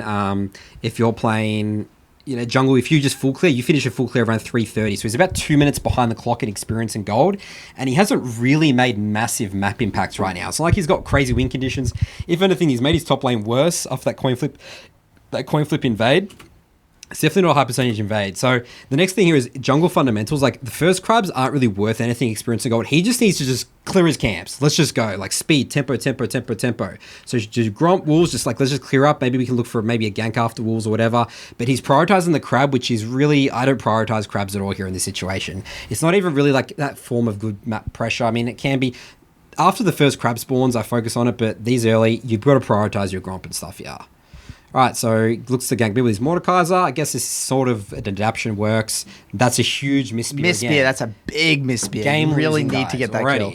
Because you're the carry. Nidalee's a carry, right? At the end of the day, you're a carry. So if you're a carry, you need to hold yourself to a high standard mechanically. Because the game's on you, right? You're not facilitating shit. All right, next thing here, we see Maokai recalling, just really quick back there. So Maokai, obviously everyone knows where the enemy is. We hit the scrying plant, it showed. Maokai knows he's been seen.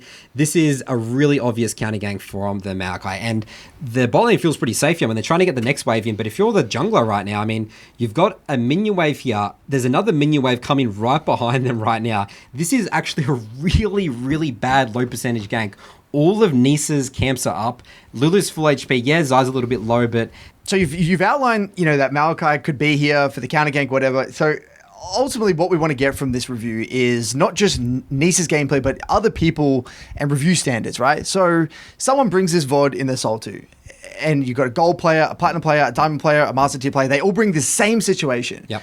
How would you review it? Would it be any different in any of the ranks, or would you review it the exact same? Say you would expect this from a gold player, essentially. Yep, I would. And the rule of thumb, I'll do this for all ranks. The rule of thumb I think I always talk about for ganks is that always think about the next wave come in. And obviously the enemy, it's just not really a high percentage gank for anyone. There's a whole minion wave coming behind them, because we can see this wave's connected. There's a whole minion wave right now behind them that it's not going to show up on the map, but you can always look at your minion wave to indicate. So it's a really big wave. It's very hard to hit spears in a big wave, no matter what elo you are. Gold, you can't hit... spears in big waves, okay, guys. so this is a fundamental mistake. Fundamental mistake. You got to prioritize your camps here. It's a low percentage play. So as we're going to see here, this is going to get really messy. That's a really important spear that he missed there. But as well, in high elo as well, Zai would actually be reacting a lot better to that as well anyway, right? So that actually shouldn't really be a spear hit. So it's getting really messy. And again, look, we're fighting in a big minion wave. It's so hard and to you're gank. not farming as Nidalee feels so bad. Like if I'm on this team and I see my Nidalee level 4 by 6 minutes 30. This is not your identity. You're not going to win the game. It's not your champion. No matter what happens to you, you're not going to win the game. Just missed another 2 spears. It's just not your champion identity as Nidalee. This is where we're seeing the lack of champ mastery coming into play. Yes, this is the champ mastery shining. All right, so now he's resetting again on no gold. It's just really awkward. Looking to cancel some bases. It's just really awkward. Really far behind in experience and gold. Again, you're the same level right now at 3 minutes and 30 seconds. Same level as a support. Yeah. We're going to cancel some bases. Canceling bases there is fine. And we're just recalling now. So again, a lot of sort of wasted time resets. He hasn't taken his level 1 Gromp or Wolves once this entire game, by the way. So level 1 camps are really quick to get. So he's going back top. His Darius dies. Again, that Darius death, you can say, okay, well, he did give him doubles and a kill. So there is an influence. There is some influence there. And we're just clearing there. Comes top here to kill the Darius, who's greeting for some plates. Really good spear. Great if he missed that spear, he misses the kill. Yeah, and that just shows that, the importance of hitting spears. Yeah. Hit spear, get kill. Miss spear, don't get kill. All right, now it's really important to pay attention to what's going on top here now, guys. So Darius has a death timer here. It's 15 seconds. Renekton is going to be hard pushing, and he's going to have to push out that next wave that's coming as well before Darius gets there, because it's bouncing back. The wave's bouncing back. And what he doesn't want is Darius to freeze the wave on him. So he's going to be trying to hard push. So that's something to note. So if that was a master tier client, that's something you would expect them to think. But as a plat, you probably wouldn't say that at all, right? I wouldn't at all. It's because it's really close timing. Look at how timing. It's not super obvious. Look how close it is. Renekton's really close to pushing. Nearly getting the wave under. It's really close, really close. Look at my mouse, guys. Yeah. And he's pretty much got it. I think now he's walking back. And then Darius just gets there. Yeah. So good gank mid though. Sees that mid's heavy trading. Nice little gank. Burns the Galio flash as well. And then now we're seeing top die as a sort of result of him just not. It makes sense though why he's dying, right? It's not random. And I'm not sure what Neace is doing here. He's running into the Maokai full HP, does hit the Spirit's melee range, and dies. Yeah. So there's so much to unpack here. So let's go back a little. I just want to replay this a few times because I think this is so important. So the first comment you made was that. If that was a master tier client in the SoloQ, you would say something like, well, it's important you consider whether or not your top laner can actually get that wave out or not. Because if they can't, they're going to get ran down the long lane and they're going to die. So there's that. The second thing here goes for a great gank mid. Pretty good gank. Burns the flash and gets the kill. Great. Question you ask is, what does my laner want to do now with the wave? It's exact same situation as top in a way, right? In this case, you're actually, the actual mid lane is there. Tahm Kench, really low, needs to get the wave out. And thinking about the next minion wave, that's what a lot of players miss. They don't think about the next The wave. next wave after the kill. Yeah, and Neace actually hasn't even panned that or seen that at all. It looks like he's not paying attention to that. So Tom is struggling. Tom to just get used his W. thing on the wave He's to try and get the wave out. He needs to get a clear it. reset. Yeah, he's using all his resources to get the wave in. And then dies here, and then let's hear what he has to say about this Tom Kench now. Would have been nice if this guy rotated, but whatever. Would have been nice if that guy rotated. So completely no empathy. Not taking responsibility. And, you know, you just don't say these things during your gameplay. Like, yeah, sure, maybe Neace is going to find this out in the review. We'll get to that in a moment. But there's no point because you don't know what you're missing. You're missing so many things potentially when you're playing the game. And going for the play in the first place, there was no reason to even go to that top. I mean, like, okay, maybe he thinks he can kill Darius.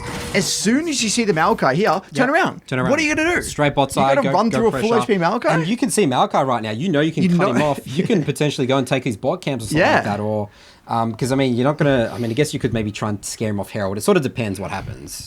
So, but yeah. Anyway, this is just a really bad death. Let's not even get into the opportunities he missed here.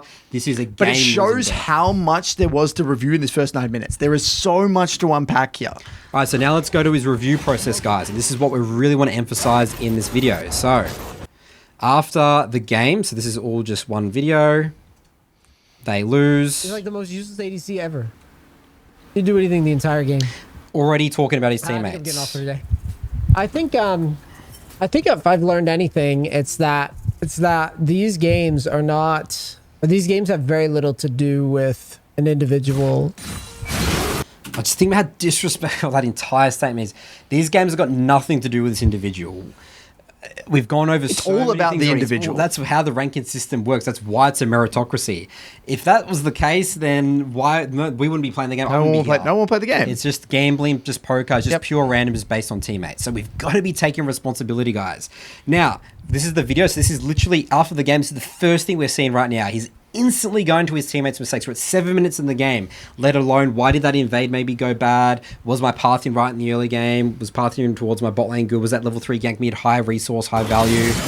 Instantly going to the Renekton. Why is my ranking Just gonna suck? walk up without cooldowns, huh? Yeah, this is a pretty shitty death from Renekton, sure, but it's out of your control. We can't control it. Something you want to control. see there? There is no value in reviewing this. No. This is something Renekton needs to review. If this is Renekton, you can review this. But we're not going to get any of it because there's nothing we can take from this fundamentally that we can put into our What are next you game. even trying to see there without cooldowns?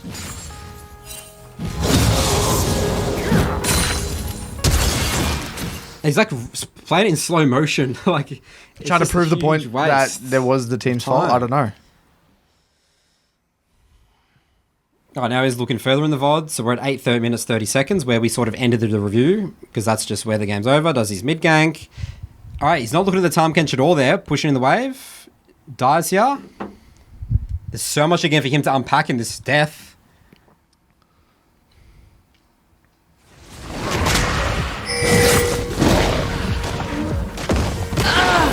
I mean, it's like I said, though. This guy's a fuck up. This Like, guy's there's a no fuck- other, There's no other Renekton's way a to fuck put up. it. Like, this guy's the fuck up. He's not seeing right now. Look at guys, Renekton's so close. You see how Renekton, he was so close to pushing that wave. He just queued all the minions. He tried to do it as quickly as possible and died. Like It's a genuine mistake. there's no curiosity. And sometimes inting for a wave is like sometimes fine as a relaner as well. Sometimes you just got to do it. It's just unfortunate. It's just unfortunate, There's yeah. just no curiosity thing. It's just my teammates suck. So really, this is a even worse review process than the review process. It's gotten. Remember, we made that We Coach Needs a Challenger. What was it? 3 weeks ago, a month ago. It's his review process is getting worse. I feel like it's and gotten worse, yeah. Because he's just spamming games. No He's respect for switching champ champions, no mastery. respect, and he's even making bold, ridiculous statements like the game has got nothing to do with individual. My mechanics are fine. And again, imagine the poor viewers, man. That's what I'm thinking about. I'm thinking of the poor viewers that are seeing this and thinking, yeah, that happens to me as well. Yeah, my top dies. And yeah, when I think about it, it happened to me as well. Very dangerous, guys. So before we're making this video, I was like, is Neace really spreading that bad messages to the community? Is it that bad? And I was really intrigued. I'm like, I hadn't really been following Neace's journey. I actually completely disconnected from Neace after we made that initial video like a month ago, right? And so I went onto his YouTube and I just clicked on basically the first video. This is one of his recent videos he uploaded onto his YouTube channel. So I skimmed through. I'm like, okay, if he's struggling in SoloQ, it should be very evident to me as a coach. If someone's saying to me, Curtis, I'm really struggling in SoloQ, I'm not getting results, what I'm expecting as a coach is I'm expecting basic results. If someone's losing games in Diamond 4, Platinum 1, no matter the region, I've coached in all these regions, I'm expecting basic mistakes. That's what I'd be looking for, right? So I go through this one. This is just on his channel. And I stumble upon this, right? He's the carry in this game. We can all agree. You're a 3-0 Kindred. This is the ultimate Kindred. You've got Shen and a Galio ready to protect you. Look at all the utility you have this game. Shen, you got a Galio, and this is as well, looks like in his journey, remember, he went off the whole Zac and now he's on Kindred because Kindred can carry. You can actually carry with in the Kindred. position. He has the opportunity here. This game is on you, right? And if you were doing a client, you would say this game is on you, right? You can't really afford to make many mistakes. And if you are truly better than your elo, this is a game you should win. Close it out pretty cleanly. You close it up pretty cleanly. Now, to give a bit of context here, Top's, losing, I would say, pretty considerably. We also say that Shen does not have ult, Galio does not have ult, and he's 50 gold off his mythic, right? So if you're, a pretty key member of the team and you spike really hard on your mythic, you don't really need to force anything right now. Just relax, get your mythic, and then you can go back on the map and get shit done around your Galio. Herald's not going anywhere. Herald's not going anywhere. And so we'll see what happens here. So he starts Rift. And I was watching this like, holy shit, what the hell? Mid doesn't even have Prio. Top doesn't have Prio. Or Mid's kind of fake Prio. Because if we go back here, Galio shoved in the wave, but they haven't started Rift yet. Yeah. So Akshan actually has time to shove the next wave. Akshan's actually kind of making the Galio react to the wave right now. Galio actually has to go back mid or just give up 6 creeps, right? So Galio is now feeling pressured to hover the Kindred because Kindred started the Rift. Yeah. So I'm thinking, oh shit, poor Galio. If I'm in Galio's position, I'm stressing. So awkward. I don't want to fight this. Useless. I'm pretty useless, but I feel I have to be here, right? So he's giving up that wave mid for this. Look at this. Galio's giving up most of that wave. And it's even on. Set's winning top, right? Set has Prio from top side. Akshan has Prio mid. Just freeze the frame right now. You've basically got mythic gold. No Prio mid. No Prio top. No ult Shen. No ult Galio. Starting Rift here. Yeah, I mean, you can get Rift. It's really quick, but you got to get out like right now. You got to run. Doesn't have flash either. Rumble comes around the corner, doesn't get off the Rift, uses ult, Set ults him out. Boom, 350 gold shutdown immediately onto the Set. His entire team compensates. Akshan gets a kill onto the Galio. Poor Shen compensates as well. These guys are trying to help you. You've baited them. You've not only given a shutdown and you died, you've got your top and your mid laner killed. This is a beyond end of review. This is, even if you died and your mid and top died, it's still under review. This is mega. If this was a Platinum 4 client, for me, if like this sort of quality mistake for me in my mid lane academy, if this is a Plat 1, D1, it doesn't matter what rank. This is end of review. Right? And so Nothing this is just more to look at. This is the point where you lost control of the game. And again, I was like surprised. I'm like, it's not really confusing. It's not confusing to me why you're losing games. So I'm like, okay, it keeps on going. So at this point, he's actually done a good job. Like this is after the end of review mistake. He's actually still stayed in the game. His team's actually pulled it back a little bit. And you'll see in a second, he goes for a mid play. Tries to collapse. And at this point, just remember, it's very important to note that because obviously he made that mistake over the Rift, his top's going to get even more pummeled, and your mid's obviously going to be struggling as well. You can't expect your solo laners to really do well after you make that mistake, right? So that's something we've got to keep in mind here. We know Set's really strong. Gets a big shutdown. He gets a massive shutdown. You'll see in a second, he gets a big shutdown onto the Akshan. Look at his gold, sitting on a lot of gold. He is the 450 gold shutdown off that Akshan. He's really, really fed right now. But look what happens here. Galio gets in. Okay, you got to help your team. Yeah, I can understand that. Then Set comes from top side. But he runs back in and they all die. Right? And I said, so looking at this, right? I said to myself, couldn't he have just walked away? So let's just look at this for a second. I don't mind even helping the Galio here. That's whatever. Yep. He forgot about the Set. Just keep walking. At this point here, Set comes, just walk down. Yeah. Just walk down, but he autos the tower and walks back under the tower, allows Set to ult him. Because even if his 3 other members die here, it actually doesn't matter because you're a 6-1 kindred with a shit ton of gold. You can carry this game. Yeah. You can get a lot of resources on the map. What he can do maybe I think he probably resets and comes back on the map and goes topside or some shit. His gold. But at the end of the day, this is the second end of review play. There's another one, so we'll skip forward a little bit here. Now, in this situation, he actually, kind of comes back in the game, and the enemy commit hardcore for his Shen on bot side. So he does Baron. And then what happens? He's trying to do the Baron. Ezreal ult comes through, has ult and everything, just doesn't press ult. Doesn't get the Baron. And if he ulted, he could probably potentially... Spite's coming back up. He can buy time. He should actually be anticipating Ezreal ult as well. If you're if you're a high elo player, you should easily be anticipating Ezreal ult. But again, you could have easily reacted you had plenty of time because you didn't get one shot by the Ezreal. You could have easily just R'd here. This is another end of review play. If you get Baron here, great. Again, the game is significantly easier, but he dies and they don't get Baron. Another potential end of review mistake. So he's still got opportunities to win the game. So he's 8-2-5 here, it's like, okay, getting Baron, that's huge for your team. That's good. And again, if you're losing games in Diamond 4 consistently or in Platinum 1, there is going to be basic... This is not hard to find. And you bring it to your death. Remember, look at Seeker 6-1 right now. We looked at the first end of review, and now this is his second death. So it's just your deaths. Just the deaths, man. Just look at the deaths. Keep it simple.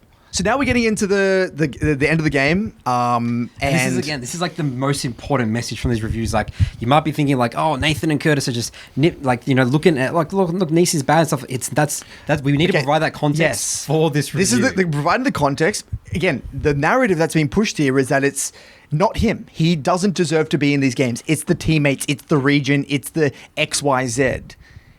It's SoloQ doesn't lie. Your rank doesn't lie. It punishes you for bad quality decisions. I'm so used to it.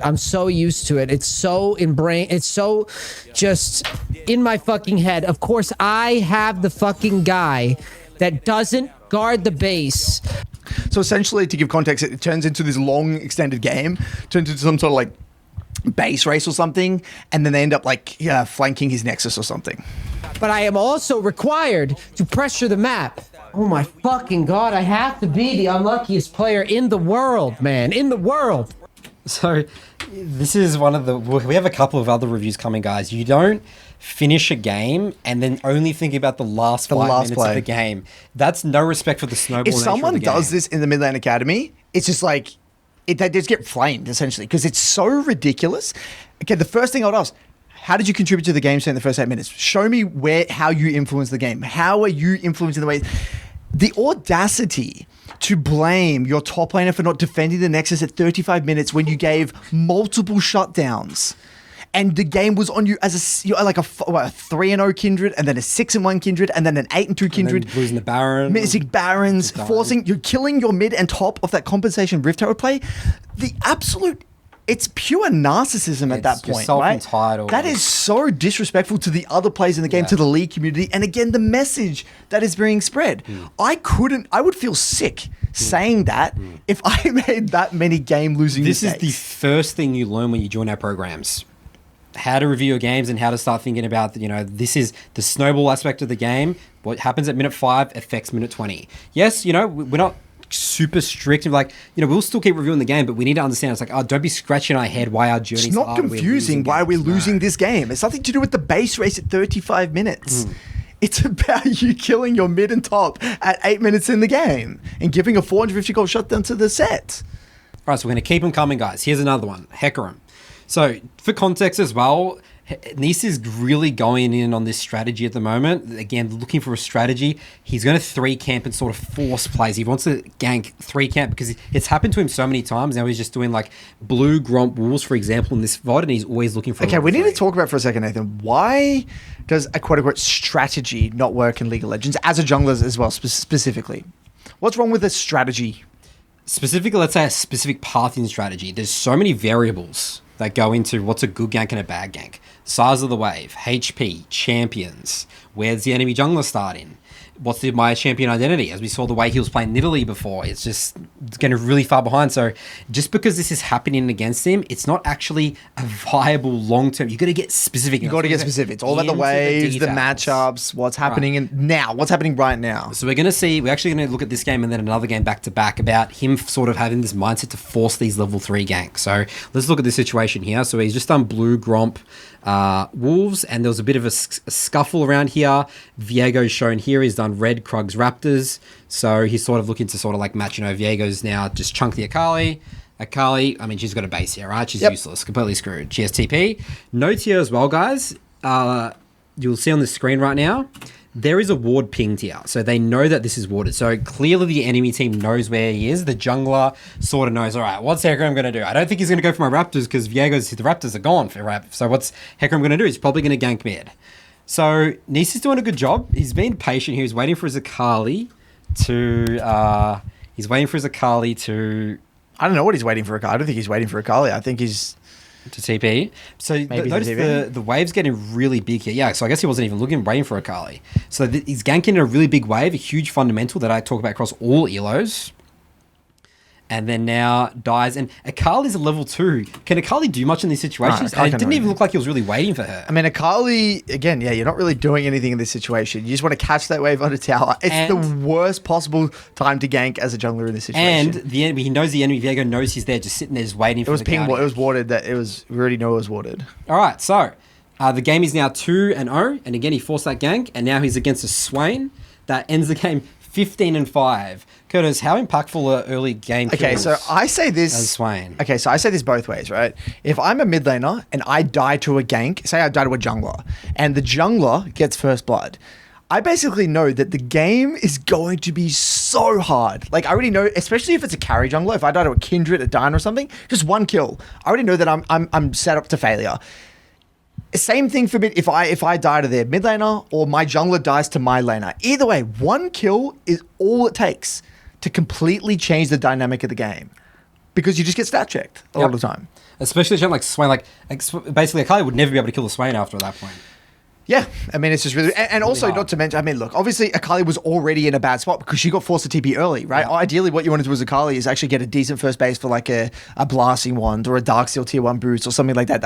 She already was screwed. Now she's mega screwed because Swain gets an insane reset and you got a terrible reset. So it's actually just massively exacerbated. All right, so now let's look again. The most important thing, guys, and this is approach to the game. The review. Bring it back, review. How does he talk about the game after the game? How does he think about these massive early game, massive end of review mistakes that we call them? By the way, I just like looking at the scoreboard. I love this. And we're going to go over a game that I show later on. I love this. 0-12 top, 13-5 bot. I love this because it's such a... These are the games where it's on you. These are the games where you got one losing side, you got one inside. And their Kai'Sa... She's like 2 levels down. Like clearly, their bot lane was doing really well. These are the games where it is on you. I love these ones. Seems like the better jungler won. Ha ha ha ha. So instantly, it's sort of that sarcastic comment, better jungler won, where the enemy jungler sort of like won the game. Like the counter, he actually completely outplayed Neace because he knew what Neace was going to do. So yeah, the better jungler did win. Of course, I've yet two nearly unwinnable fucking teams on this. So that's what he's saying. Unwinnable. That's what he's saying. Unwinnable. That's an unwinnable game in his eyes. That's what he's saying before he's even reviewing. That's the key thing. That's why we hate when we hear that from our clients. I just don't think you could ever use that word if you die in such a big manner. No, you can't. Like, you just can't. Like, let alone not even get into the details. Yeah, let alone getting into... How does he know? Yeah. And even without getting into into Tom Top killed that game because they literally are fucking silver players. This ladder's a joke. This ladder is an absolute joke at this elo. I don't care what anybody says. All right, he says the ladder's a joke. So the ladder's a joke. He doesn't care what anyone says. It's just the match ranking, I guess. I mean... But if everyone was so bad, if these were like genuine... If these players were so bad... He's versing them on the other team. Yeah, you're versing them. Shouldn't you be beating them? Basically, again, that's sort of saying that he's right putting this Tom and this... Targeting him. So does that mean... Riot have his name on a hit list. They're trying to make his climb specifically miserable. I mean, if you want to believe that, but that's not what he's experienced. Let's keep saying the way he's talking. So he's reviewing the situation now. Okay. Good that he's reviewing.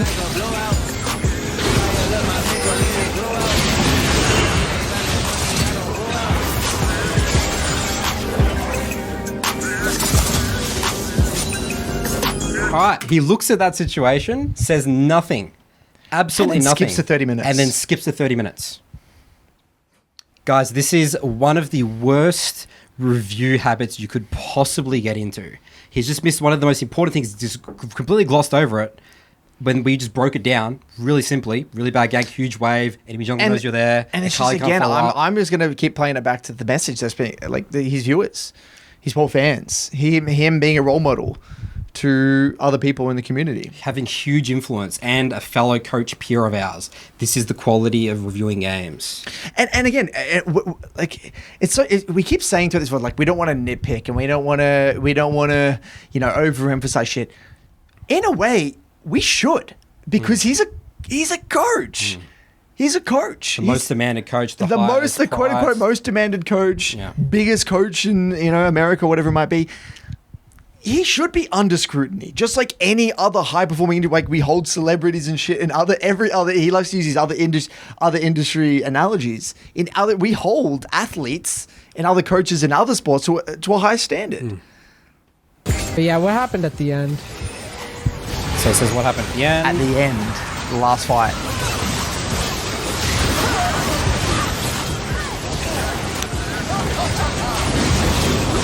So a lot of chaos here happening. Looking at it's just so irrelevant. So irrelevant.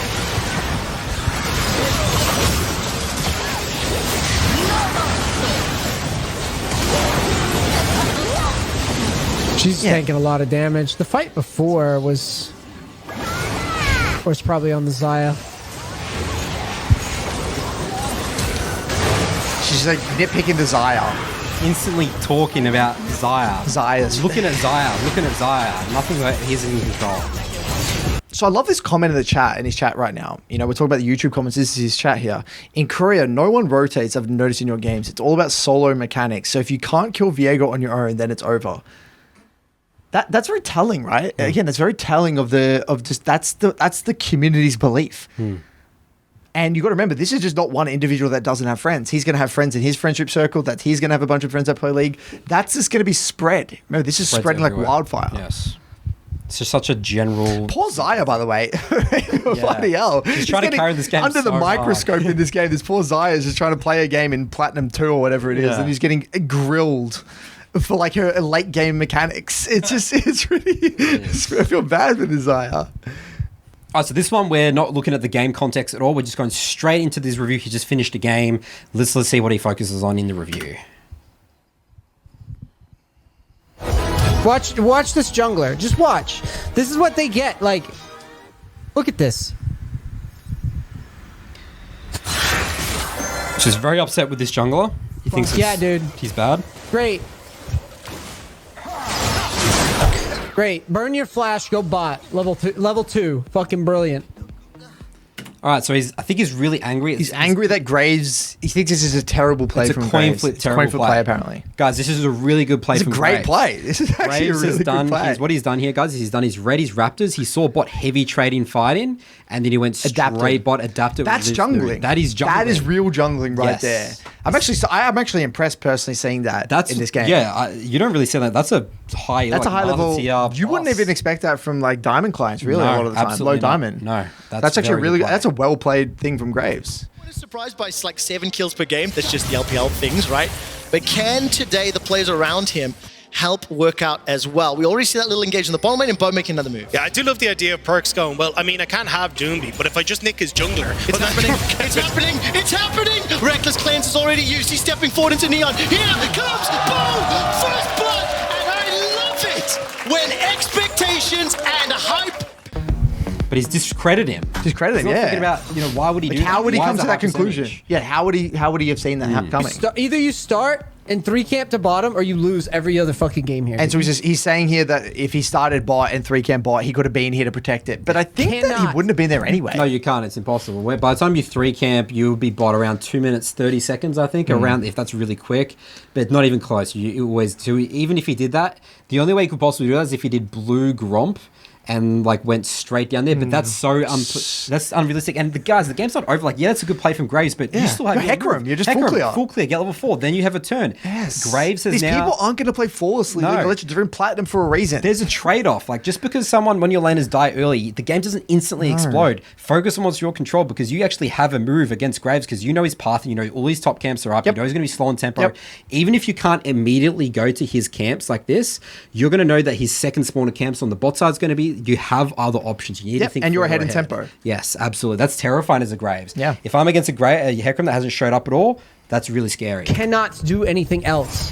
They are so brain dead. They will literally take every fight. Like, it's literally more than 50%. More than 50%. If I'm bot,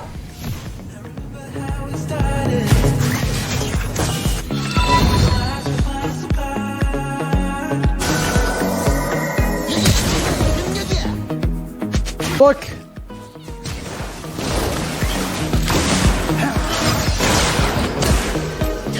I have to sneak bottom and ghost and get a double kill here. I have to be down here. I can't play. You know, we're talking a lot about here, this could just be his knowledge, right? He just doesn't have the knowledge to understand this, which could be the case. And it is likely the case. But at the same time, it's very difficult for him to even gain knowledge, because his mindset right now isn't in the learning. He's not in that, okay, I see this as a problem. What could I do? It's like, you know what I mean? He's in that victim mindset. Focus team. You don't learn. You genuinely don't learn. You get worse at the game, as we're seeing his journey over these last couple of weeks. And I can't even go across because you can't counter jungle. All right, so this is actually just a really bad counter jungle at all. And again, he's not valuing tempo, understanding tempo. Like, if this is Neace, even if the Graves does that, you just keep clearing towards bot. But you know what the huge opportunity is here as well? This is what I talk about in my Diamond Plus clients. Is what you do is that you do Red Krugs Raptors, go down bot, see what the bot lane's going to do, because Graves can't stay there forever. He has to go to his camps. What we're going to see here is Neace actually missed a free double kill bot, because they're going to try and push. Look how long it's going to take for them to push. And because Graves didn't help them get the wave out. What Graves should have actually, if Graves was a high elo jungler, Graves would have actually helped them get the wave out, and then that way there was no possible counter gank from Hecarim, because Hecarim can now skip those bot camps by panning his camera bot, identifying that they're committing to the wave's screwed, ghost E, boom, you actually get a free double kill. They have no sums. And I'll time it as well for you guys. So if you do Red Krugs Raptors or run straight bot, you actually bot around just under 3 minutes. Let's look at the state of bot at 3 minutes, by the way. You get one camp. See right now, that's bam, 2 kills, bam. It's a little bit before 3 minutes as well by the time you do 3 camps and go down bot, because it's like 2 minutes, 30 seconds. And it's like, and in this invade, mid doesn't have prio and top doesn't have prio. Yeah. And look at mid. Look at the heavy trading mid as well. Something to keep in mind. Yes, that's really important. Because like if you had actually cleared bot side, you could have then, even if nothing can happen bot, you could probably influence mid at some point. Yep, that too as well. Just keep up tempo. You don't invading here is the worst, because now you're playing Graves' game. This is really obvious. Graves can defend this. It's not actually an advantage, a lead that you get at all. So again, Neace had so many options here. It's all in his control. He has options, but now the moment Graves sees Hecarim here, Graves is in full control, because he knows where he can track and get in the face of Hecarim the rest of the game. And a level 3 Hecarim with phase rush is very weak at this stage of the game. Graves is way stronger. Like, Hecarim's advantage is getting that level 4. Pulling the camp away, you get one. You can't take the second one.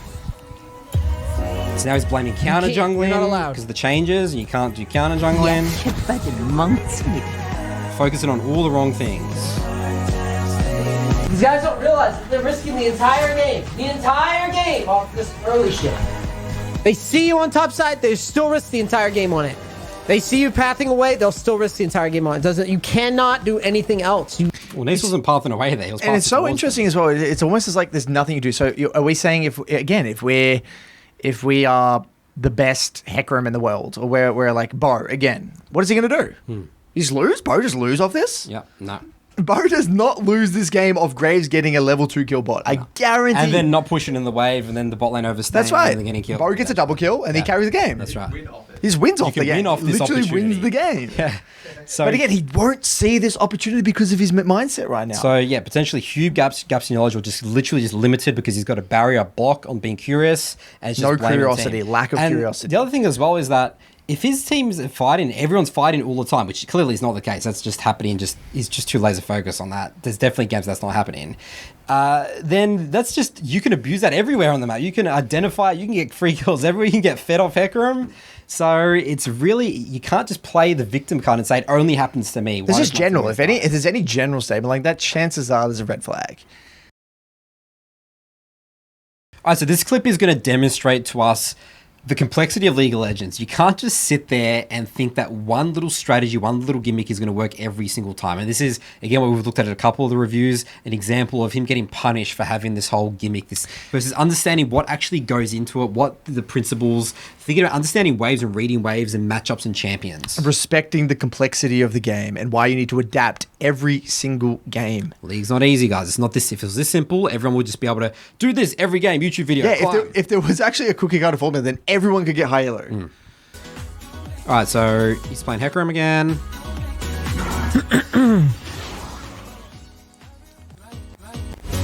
Server is, dude. You guys are about to see it right here. Watch. So he says, here's his strategy. You guys are about to see it right here. Dude. I'm gonna go down to bottom. Go I'm down gonna to bottom. go blue. I'm gonna go wolves. I'm gonna go gromp. I'm gonna walk towards bottom, and sit there. And you're gonna see.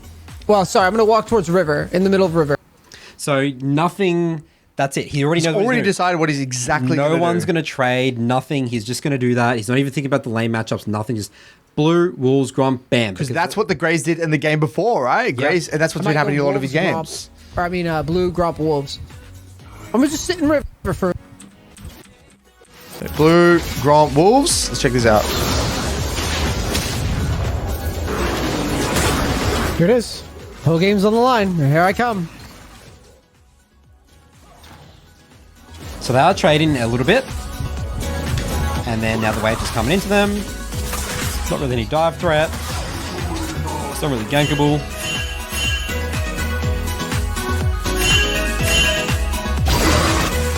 Pinging every possible location of where Greys can be. It's not helpful. Just tilt your team, man. So just look at that for a second, right? Why did nothing happen, right? This very important question to ask, right? Why did nothing happen? Well, you got Varus Rakan into Jin. Was it Zerath. Jin Zerath? Right. So at the end of the day, this is not like it's not like you got a Nautilus versus a Lulu or something. You haven't got like a hardcore engaged champion. Rakan's W is It's very unreliable. slow and It's, unreliable. it's not really the most high threat. Now, at the end of the and on top of that, right, he goes here.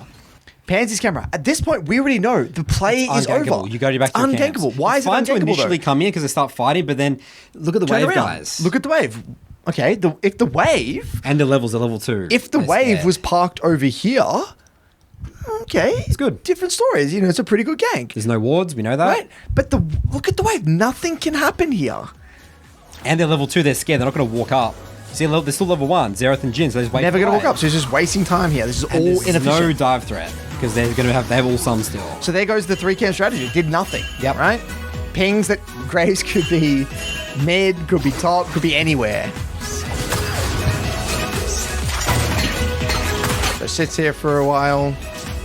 This is a long time, guys. Remember, he could be almost level 4, like, you know, finishing his curve 320, 315, 320, and he's Then level 3. pans his camera mid because he's got to go back to his top side cams. And mid's heavy trading. And we get a kill. Now, this is so... Okay, like, at the end of the day, right? This is luck.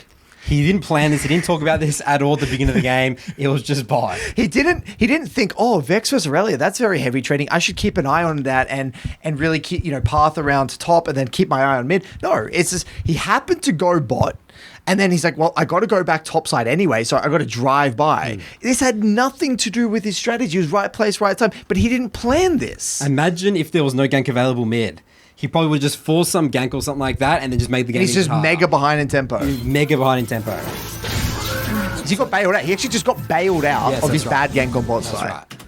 So great example, guys, of how Cannot have this set structure strategy. too rigid doesn't work. League's too complicated. There's lots of champions. Waves. High level jungling is about understanding waves, understanding matchups, how they're playing out, adapting on the fly, camera panning in between your camps. All right, so it'll be unfair for us to only look at, his losses. And his bad games. And his bad games, even though it's pretty easy for us to pick those games. Like, this is happening a lot. Let's look at a win. Give him the benefit of the doubt. Let's look at a win. This is what it looks like when he wins, and this is a game he got MVP. So on the OPGG, it looks really good. And might be a game where you're like, I don't really need to review it because I win, and it's pretty easy. So let's quickly assess the win conditions here. It's Wukong versus Maokai. This is a bit of a weird game. Very weird comp. Malzahar top here. Are the Mals and the Mordecai going to swap? It would make more sense. I think. Oh, sorry, they are swapping. Surely they would swap, right? But so I guess you think your pressure point Mordecai's is probably really actually is probably going to be pressuring Ornn a lot. Yeah, tank buster. But you got Jinheimer, dude. I think Jinheimer's a lot of pressure. Yeah, that is a lot of pressure. They should win lane really hard. The way that I'll sort of talk about this with my clients is that this is a very adaptable game. I'm happy for you. You just got to be reading the map and just being everywhere. I call this a skirmish-oriented game. That's what I call it. That's right. All right, so let's quickly speed through this. All right, so my first point here is... I feel like I'm sitting in a SoloQ review right now. Yeah, so he's starting bot, and the enemy jungler starts. We'll just note where he starts. Enemy jungler's also starting bot here, all right? So he's going to be matching the Maokai. So he's just clearing. Does his Raptors, red, and just does a level 4 clear here. All right, so the first thing I will sort of note here is that see how his top lane right now is heavy trading, but he's just sort of opting for the full clear. Like, this is fine, but I sort of want you to be still looking and sort of be aware, because you technically could get off the red here and prevent, see what's going on, but he's very tunneled into the level 4 clear here. Right, so you could have been panning his camera a little bit. Just sort of see, Again, if this were a gold, you wouldn't say maybe anything. If it's plat, you'd maybe introduce it, but it wouldn't be too harsh. If it's diamond... You got to be looking there, because maybe you could go there and, be there and see what's going on with the wave, but he didn't really pan his camera there at all. All right, so he's sort of matching the Maokai, so he knows Maokai's probably around here, and then he sees Maokai. So this is actually really good that he didn't do the crab, because you want to pressure the Maokai. He's very slow clear. Don't know what's going on there. This is good, no? He must have ganked. Yes, this is really good. Because top had to reset as well. Yep.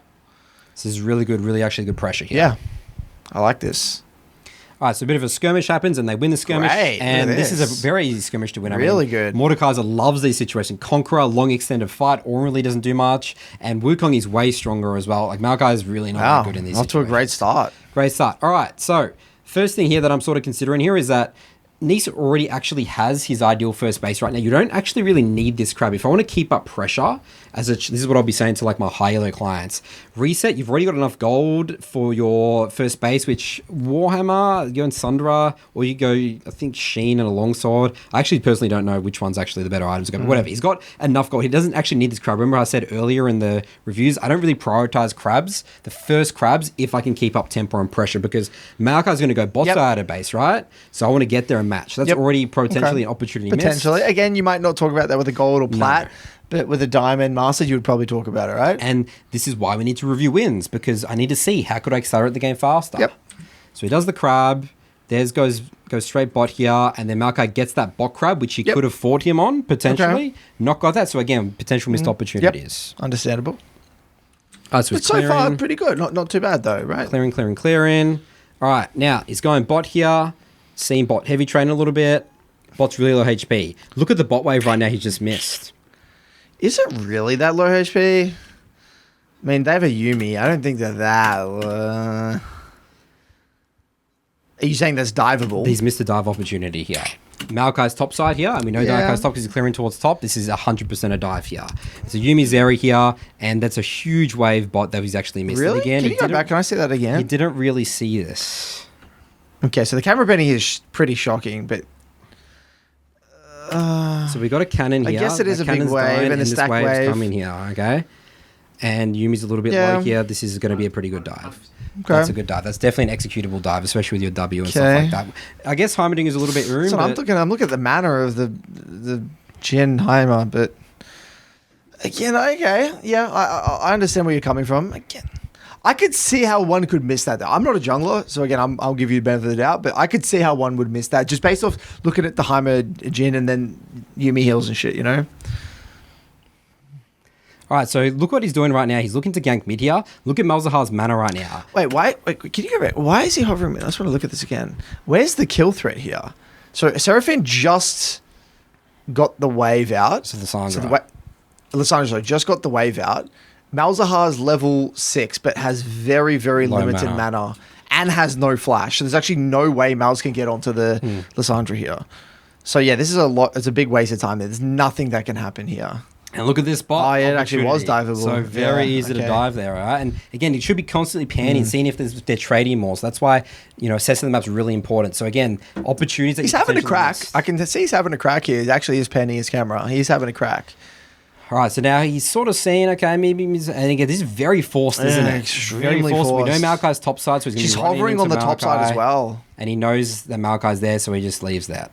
I mean, again, I don't play Wukong, but it seems to me you're in a good position. Like, isn't farming just really They good? get level 6. Yeah, like just farm. All right, what's Malzahar want to do now here, Curtis? Just reset for just reset. You can't do anything. So you have to leave the wave? Well, I think actually in this case, Mal's could literally just reset right now. You probably because could it's a do, cannon. yeah. He actually doesn't need to stay for. I don't know why he's staying. But here. we need to adapt. Yeah, you got to as a adapt, jungler. right? We use the ace mentality, right? So the ace mentality I would use here for my coaching clients would be, I mean, you use it for a jungler as well. Is that you acknowledge the best play? Acknowledge the best play in this case would be, Malzahar reset. Right, you wouldn't even have to be here. Then you got to communicate that, and then ping. Sometimes you could actually ping him back or whatever, but it's hard as a jungler. You got to adapt, and you got to push Adapt, the and you embrace smite, reality. You got to smite the cannon, and you got to push this in really quickly. Need to get him a reset. All right. Yeah. I mean, you have to. Malzahar's staying Yeah, on the map. he's staying. Right? You have to. Yeah. And Malakai's potentially around here, He's on that top side. and he just leaves him to die there essentially. All right. So guys, if people are dying like this, it's sort of on us. So again, what level of client would you say that to? What would you expect? Is that a diamond thing? That's all. Oh, really? Yes, That's a yep. gold. Yep. Okay. That's gold.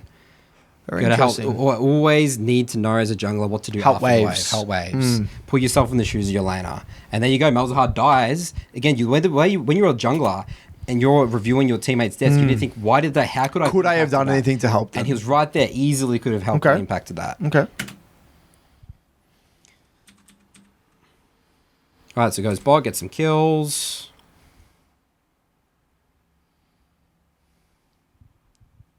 All right, so it's sort of again going back to the Nidalee game that we saw.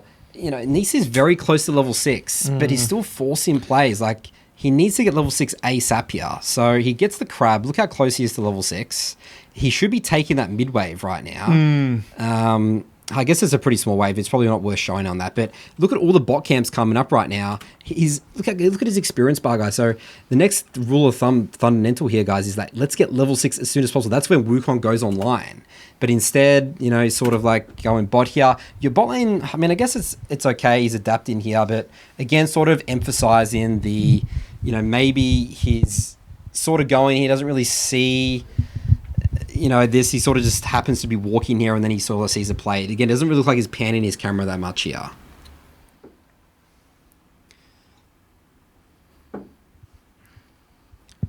So what you're saying is that as a Wukong, you really want to be prioritizing getting to level 6. This is right. gameplay that is more maybe if you're a Jarvan, you're a Xin Zhao, you're an Elise. This is the sort of plays you'd be making, kind of really keeping an eye on lanes and being more focused on ganking.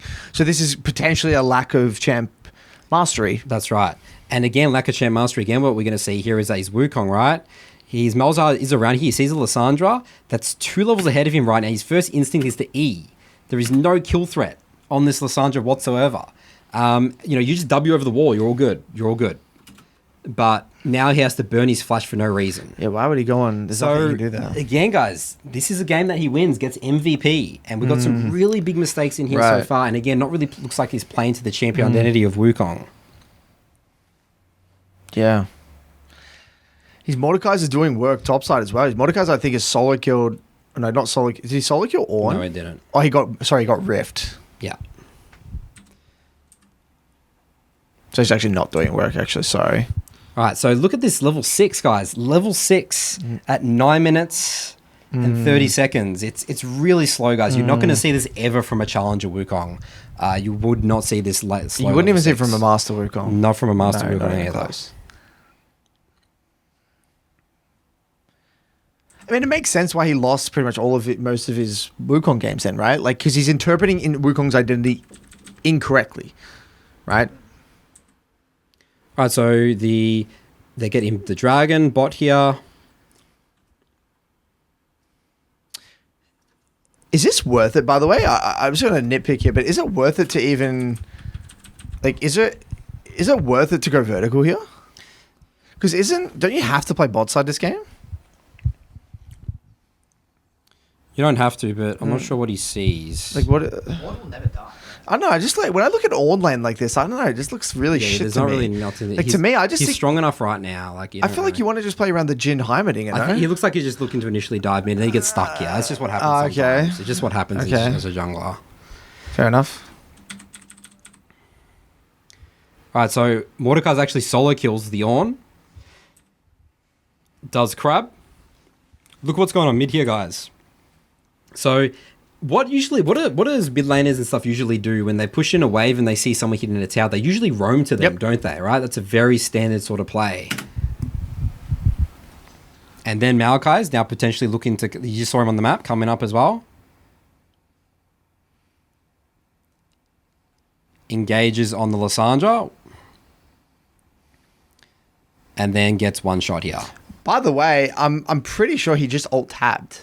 Yeah, I think he's just not focused. He's just not playing, not focused. Yeah. Like, yeah. See, look, he brings something Well, up. I made another. His eyes dart to another monitor, and So he's not even reading the map, paying attention to the map, right? It's really basic. And then now he just 2 levels ahead, just panics. it's so disrespectful to the game. And they're behind. That's He's a going to shame. bust his I balls have going Pryor there, 6-3. man. That's a shame. I have pride. Bro, No way. This is what we're talking about, guys, okay? So again, guys, this is a game he wins. All right, this is what his wins look like. And we're going to God. see how One he's going auto to win in a moment. And it's just, again, like, it's just so disrespectful to Malzahar. The Malzahar can't help there. He can't just walk past a Malzahar, sorry, a Lysandra and a Maokai right there. It's risky. It's so risky. And he wasn't even paying attention.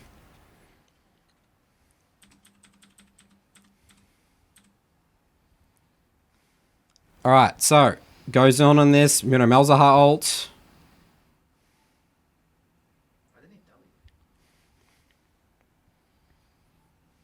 And there goes his Flash. there goes his flash again, which is a huge, really cool key. So, he sort of said it looks like he didn't know that. Lysandra ult that came up, Yeah. but again, like these are things. Again, it's like okay, I need Should to really know think that, about yeah.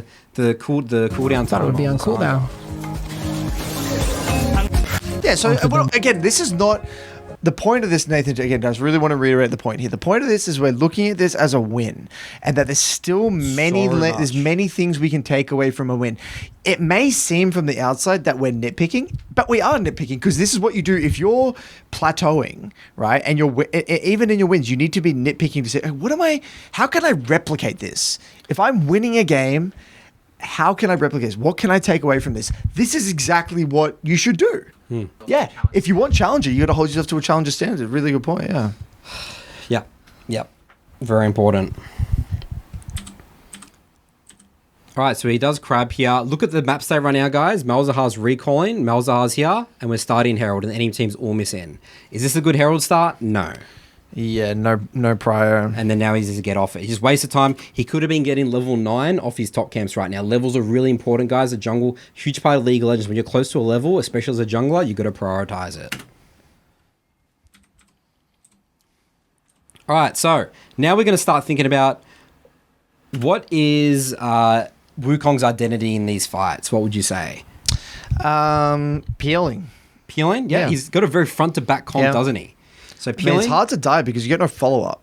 you can't really dive here. So maybe like you can split the fight, like kind of go in, create space, peel back, type thing. Yep. Something like that. All right, so that's really important here. So he comes here, he ults the Ornn. So remember here, we said here, you got to think about the way you're thinking about the fight. And this is what we just said. This is not what he's doing here, right? His team can't follow up here. Like, his Malzahar's here, his Jin, Heimerdinger. Jin would feel so bad to be Jin in this He's trying to situation. chase a tank. He's ulting a tank And as ulting well. an Ornn, yeah. So really important champ mastery once again.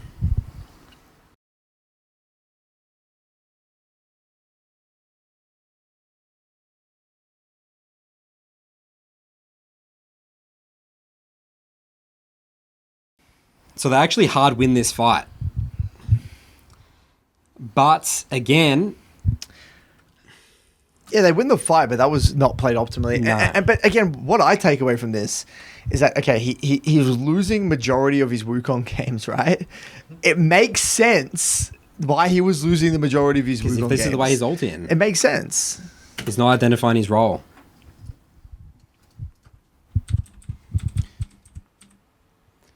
All right, so coming down from this dragon fight, Mordekaiser's not here just yet. Goes for the dragon still.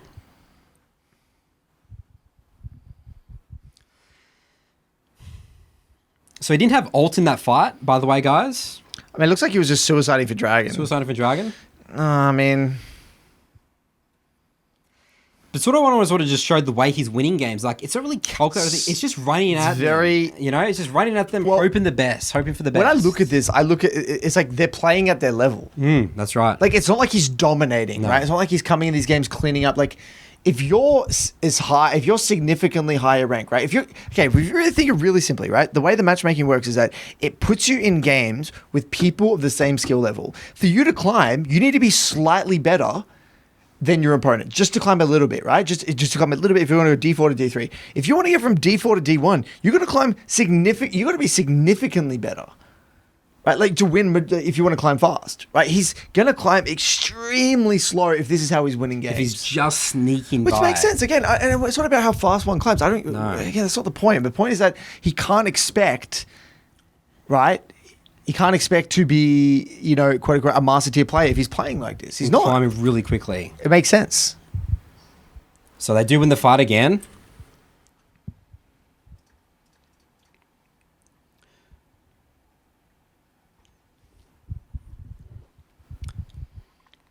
It's a close game. All right, so let's assess the map state here, guys. So they sort of have control of River, Malzahar's bot, no one's showing there. Mordekaiser's pushing in top. Zeri gets caught. What's the instant reaction? Go in. Whoa. Okay. Just waste ult. Waste ult. Yeah. And flash. And flash. Oh, wow. Everything gone. So, guys, this is Just the MVP gameplay. This is MVP, and this is the reality, guys. This is not great a win. If I won like this, I'm not happy. You're reviewing the hell out of it. Yes, absolutely. So now we're going to lose Baron. Wow. I just didn't expect that. Yeah.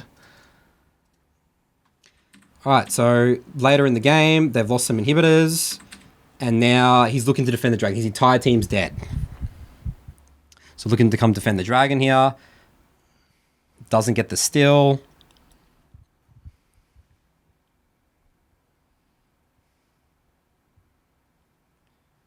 So he's sort of in like a really awkward situation here. It's going to be messy. Sandra comes.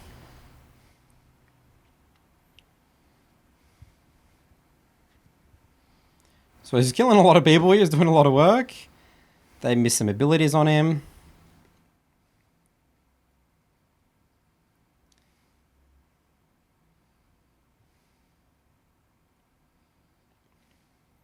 And he just so happens to stall long enough for his entire team to come and clean up for the game. And then now they're going to be able to get the next Baron. So again, guys, it's like the skin of your teeth. What do you mean, Nate? That was all calculated. It's the skin of he knew your that he teeth. could bait his whole team in, and they would.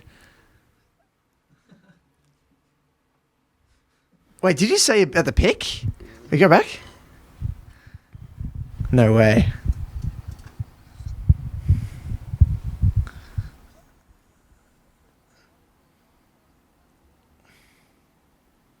I'm not sure what he said. Our pick. Our pick. I mean, I'm assuming he means the Wukong. Like, it's a good pick into their comp. Yeah. I mean, it's his flip, right? He could have easily died there, so close. Yeah.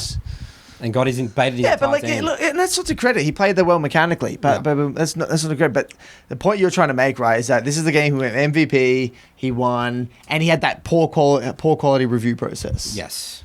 Well, we don't really get into his review process at all for this game. Okay. But again, just sort of showing. And a win. Right, and how sloppy the wins are. It's not like he's definitively winning the game. Just talking again about all his narratives around matchmaking and all that sort of stuff. Like, he's still making such huge errors. Even the games is when you can't. Yeah, I know what you mean. All right, so remember, guys, what's our champion identity of Wukong here, guys? We need to be playing peel front to back, right? We don't really have good follow-up. Okay. This is okay. So he's peeling back. Good. He's doing good here. That's He's good. doing good. Peeling back. Mordekaiser just dies. That's much better than before. That would have been a good turn. Yeah. Peel. Yeah, it's not terrible. I can see where he's coming from. And then just really, bam, and then bam, they win the game. Basically win. All right, so yeah, really good example, guys. Just want to show you guys again. Really just bringing it back all that's, telling him this, the expectation of the player he is versus, if you're struggling in, where he thinks he is, again, going back to his quote that he's a master tier player at minimum, it would not look like this. That's the reality. So after Neace struggling with Wukong, he actually decided to review Agurin. And as most of you know, Agurin's this famous European, consistently high-ranked jungler. He's been rank 1 multiple times, multiple seasons. Incredibly consistent, good fundamental jungler, right? So Neace thought it'd be a good idea to review some of his VODs and learn from him, right? Yeah, that's fine. It's always good to get inspiration from high elo players and see what they're doing, right? So what I want to do is I want to talk about this because I think it's a great example of a poor quality review and how not to review other people's games because there's I believe that from this, there was very little learning had. So we're going to go through this. I'll try and skim through the important bits so we can kind of get into this. There's not a single... There. Right. So this was the first one. Marked. Now... he actually spends about 5 minutes here trying to understand why Malrang didn't vertical jungle on Kindred.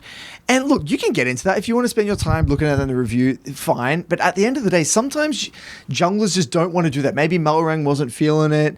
And we just won't know. We'll never know why Malrang didn't decide to do that. And I think that's not why you're losing games on Wukong. If you're struggling... you can speculate as much as you want around that, why they didn't suit Path or some crazy winkage or something like that, but it's just not... It's not important in the grand scheme of things. Like right now, you're losing consistent games with like 7 deaths, a lot of average deaths. Like, let's just learn how to fight with Wukong. Let's just learn how to not die and fight well and understand maybe the limits of what the champion's capable of. All the mistakes we've talked about. Like, let's say, for example, lots of the Wukong we've seen from, or his identity that champion is that he's not getting level 6. He's just sitting on level 5. Like, let's look, when does Agurin get level 6? Okay, so the key, guys, when you're reviewing someone else's gameplay, you must pause the VOD like this and say to myself, okay, with the information I'm seeing about, what would I do?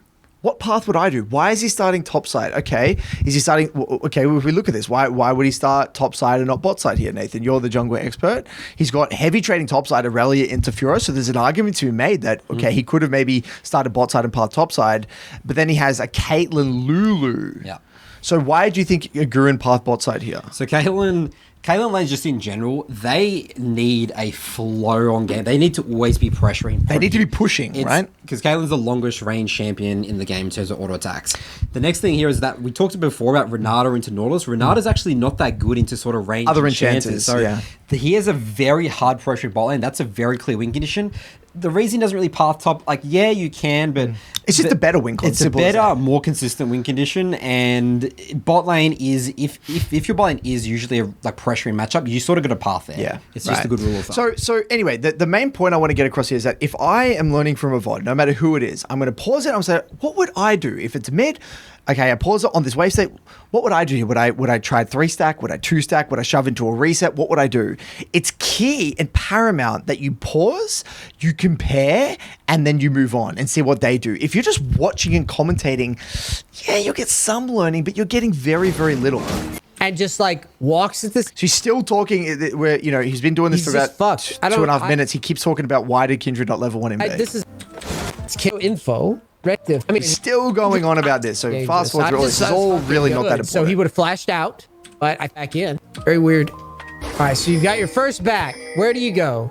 He goes to... So he skipped to 5 minutes, which is a little bit weird, but we'll go from here anyway. You've got Sheen. What's his rune? So he gets boots. He got a Sheen, and he got long swords. He runs right at bottom. Once he sees the karma, he just turns and leaves. No harm, no foul.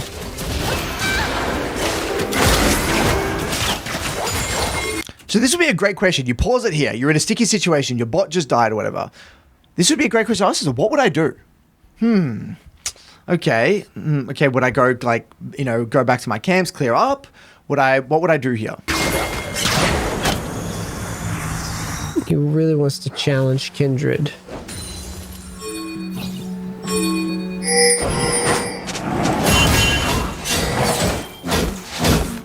This was a very tactical little rotation here. But he knows he's stronger than Kindred. So he pushes her out and starts dragging. He knows bot lane's base. Yep. Yeah, knows bot lane's base, his bot lane has prior. This is fine. It's obviously considered. And I have nothing wrong with this. It's fine. Little review. Not too bad. So fast forwarding. Now, it's very important to note here at this time in the VOD. Let's pause this. Look at the scoreboard here, guys. Agurin is 1-0. His top lane Aurelia is 0-4 by 7 minutes, getting absolutely annihilated. Bot lane got a, I would say a pretty significant lead. Mid lane got a slight lead. But if you look at this, Fiora and Kindred are actually quite strong. Varus is actually not that weak either. It's a tough game. Bot's completely even, by the way. Yeah, bots. Yeah, I mean, I'm just looking at the 0-4 Renato. 0-4 Renato. So, I would say net Kate Lulu are ahead. But this is a hard game. Like you look at this game. This is not an easy game to win, right? And so this is a really good game to review and be like, okay, what would I do here? Looking at the map. Okay, I'd probably want to play around bot side, right?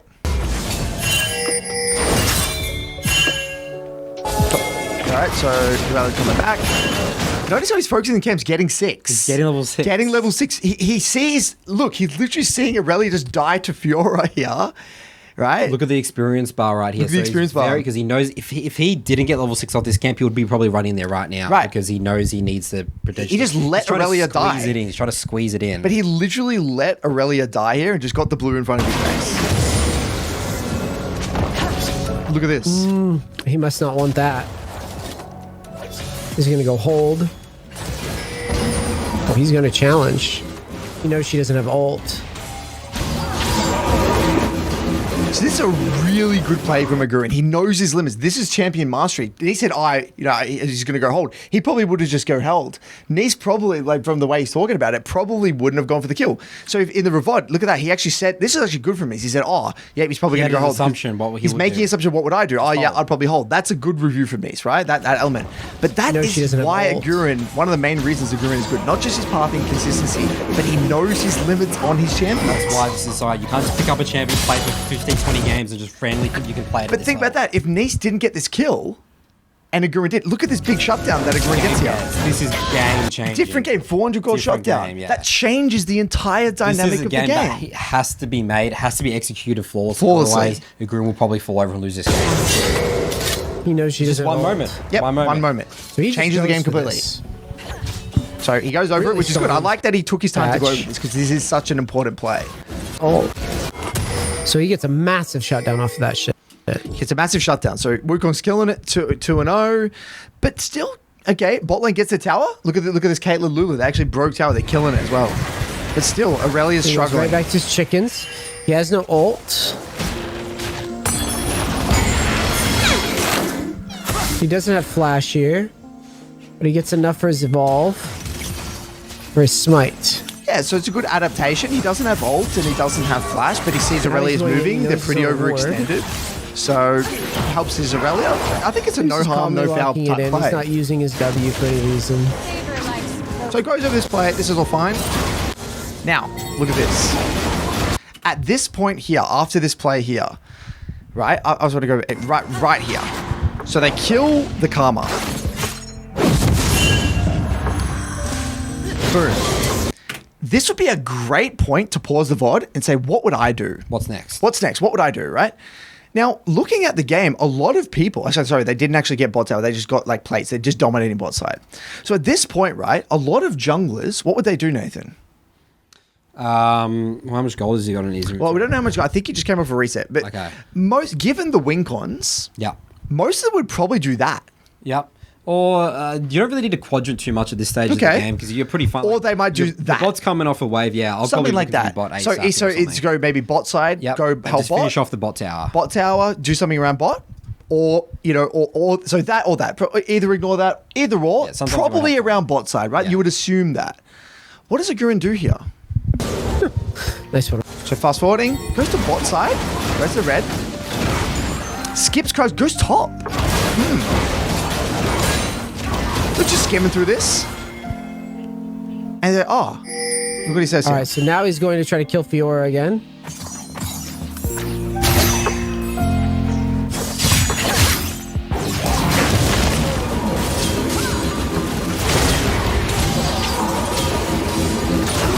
And he just knows that he can just farm Fiora top. He just knows he can farm Fiora top. That play right here. This play is why Agurin is such a good jungler. This is very advanced. This is so advanced.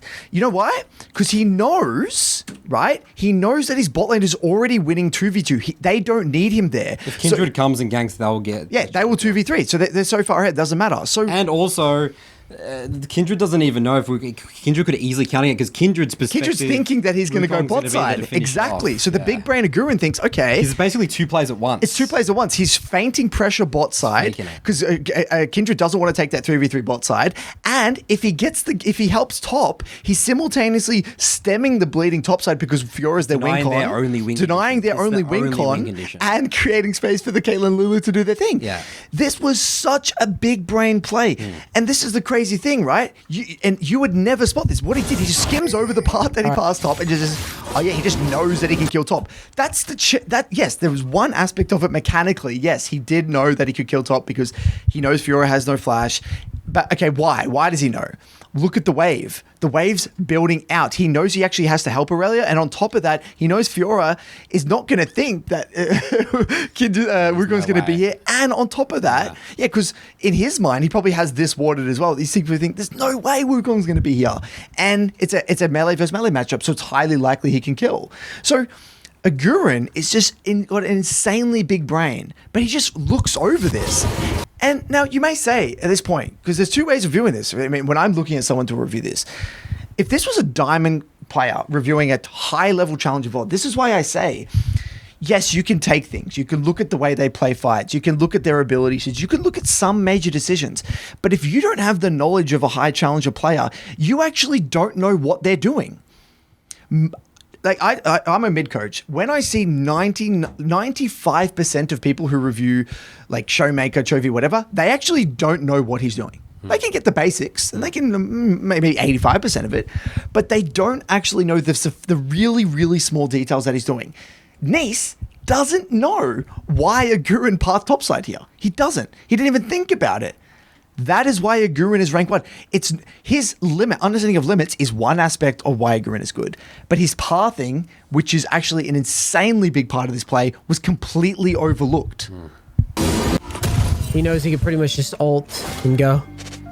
That's his takeaway from that situation. He just knows he can ult and go top. So he gets Sunder and he gets... So no talk about win cons, no talk about wave states, no talk about why. Because if Neace is playing this game right now and he sees the 0, 1, and 6 Aurelia right now, He would guys, never path top. He would be saying, it's really weak, and that's usually what people think. It's like, don't play weak side, play strong side, which is a good rule of thumb sometimes. But we've got to get into the details. At the highest level, highest challenger, you can't accidentally get rank 1. No. You can't accidentally be a consistent 1k LP challenger. Gets a big ol' armor, a chain vest. So he comes back. This is all relatively stable. And then he cleans up a bunch of kills and ends a review. So he's really fit. And I like that he ends that review because there's no point reviewing a game where you're like 8-0 and your bot's winning. It's free. Yeah. So he finds another VOD here, right?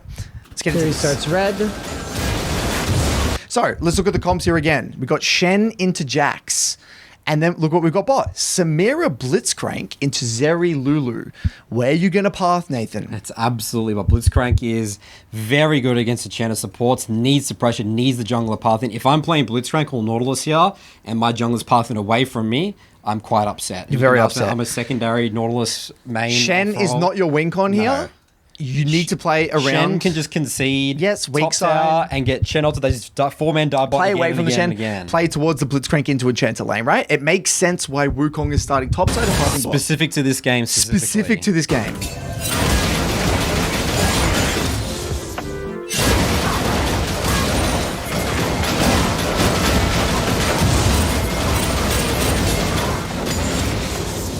Same thing as before. He's finished at 3, and he's pathing down to bottom. That's a key point. I just want to quickly note here, this is actually really important why he doesn't gank bot here, guys, because a lot of junglers gank this because they're like, oh, bot's pushed up, I got to gank it. But it's actually not gankable because they're full HP and the waves. And remember how Neace did a couple of those ganks before? This is the wave why state's messed up. He's not looking at the wave here. And it's also the Lulu and everything's watered and you could see them watering. Also, the other thing is, when he's reviewing these games, he's on God mode. God mode. Look at this. He's reviewing this game knowing where Gwen is pathing and everything. Yeah. So there's actually very little learning here because of course you know what Wukong should do because you're looking on God mode. So yeah, why Wukong not ganking bot there is really important. Like, very you could important. easily extrapolate from this if you weren't really experienced with those type of ganks. It's like, oh, I'm just willing. Wukong just full clears every game. Yeah. But it's actually so important. It's Why specific. he's not ganking. He can't gank with that waste Yeah. state. But remember, guys, how we said in the win condition that we have to play around Blitz Samira. It doesn't matter. You still can't gank them. You can't just force You can't shit. just force shit. Yeah. You got to adapt to what's happening. Yeah. So look what he says here. Same thing as before. He's finished at 3, and he's pathing down to bottom. That's a key point. He really likes starting topside and pathing down to bottom. He really likes starting topside and pathing down to bottom. So general. That is the most nonsensical, general bullshit statement I've ever heard. Yeah. That is embarrassing. Like, again, I'm sorry, Neace, and I really don't want this to come across personal, but that is, he doesn't like pathing bot. He doesn't like pathing top. He doesn't like pathing anywhere. He's just, welcome to League of Legends. Playing good League of He's Legends playing- jungle lane. You got to play around your win cons in your lanes. Okay, the other thing as well is the execution of this, of him not walking into river and just coin flipping the crab, coming down here and playing through lane. This is very advanced again. Yes. What pro players It's do the as small well. details The that matter. execution of this, I would never see the execution of this in a diamond, even a master tier Wukong. Really good. This is high level. 'Cause if he comes through the other way, then Gwen spots him. and they just back off. Yep. But now he gets a lane gank, and Yep. lane gank's Really really good with Blitzcrank. Yeah. So nothing happens, but the Yeah, execution. nothing that's happens. So important. Now, this is really important. Okay, he might think, oh, the gank failed. What would a lot of junglers do here? Yeah, so you just back out. They'll just back out, right? There's A lot of nothing to do. junglers might Yeah. just they start their recall or whatever they might do. Yeah. Why does he stay? Because he needs help to push in the wave. Remember, this is what we saw Nice fail to do with the Tom Kench And the Renekton and the Malzahar and there's many examples. He's missed that many He times. doesn't know that you need to help the team. Because remember, if he backs off here, that wave's shoving in. He has to help him get the wave Gwen out. can just kill him. So fast forward here. Look at this. Wait, is he actually want to dive this? He actually said, is he trying to dive this? No, he's never trying to dive this. He's pinging and walking up so he can make sure the wave crashes. And make sure Lulu doesn't stand there and yes, hold the because wave. Lulu can shield herself and just walk up and tank the So wave. They're walking straight into It's not like he's looking for it. There's no dive going on No. here. He's never intending for a So dive. completely misreading He's the misreading the situation massively. All right, so fast forwarding. Goes back onto top side. Full clears down. Right, you can't do anything else, right? Nope. Nice and simple. That's Really interesting. simple. Again, look how different this game already looks comparative to his Wukong games. He's just clear. He's done two Super full clears. efficient. He's going to be level 5 at 5 minutes. Remember, He was level 5 by 9:30, wasn't he, or something? Was it? he just got level 6 by 9:30. 6 by 9:30. So- And he's already level 5 by 5:40 here. yeah. We saw him. I think we saw him with the Nidalee game. He was level 4 at 5-6 minutes Yeah. still. All right, goes for Dragon. Why can he do Dragon? Mid pass bio. Bot's got pressure. So he sees you also get first blood. Not really pressure, but Blood's immediate. they can't walk into the river because they know He Blitzcrank's starts there. dragon. And Gwen showing on mid, so they know where their jungler is. So fine. Romp. Notice how he doesn't dick around bot here as well after the rank. He Just doesn't go straight force back a to gank Grom. bot. Doesn't force a gank. A lot of people would just force a gank because their jungle died. Gwen died. I could see these go for a bot. This is what we've seen, him forcing these ganks. Just go straight back to Grom. But again, they have full HP and they had the wave in, which again, And they know he's there. those are low percentage ganks. And they know he's there, which is the most important one. yes. Hovers bot. We've got a Blitzcrank. Shen ults. Great gank. This is exactly what the game plan we said. Game Shen plan. Just gonna Shen ult, bot side. man bot.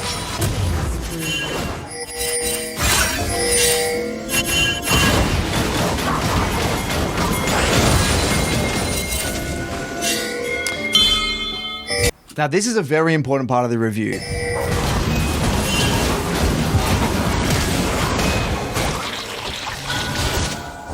Got the jacks.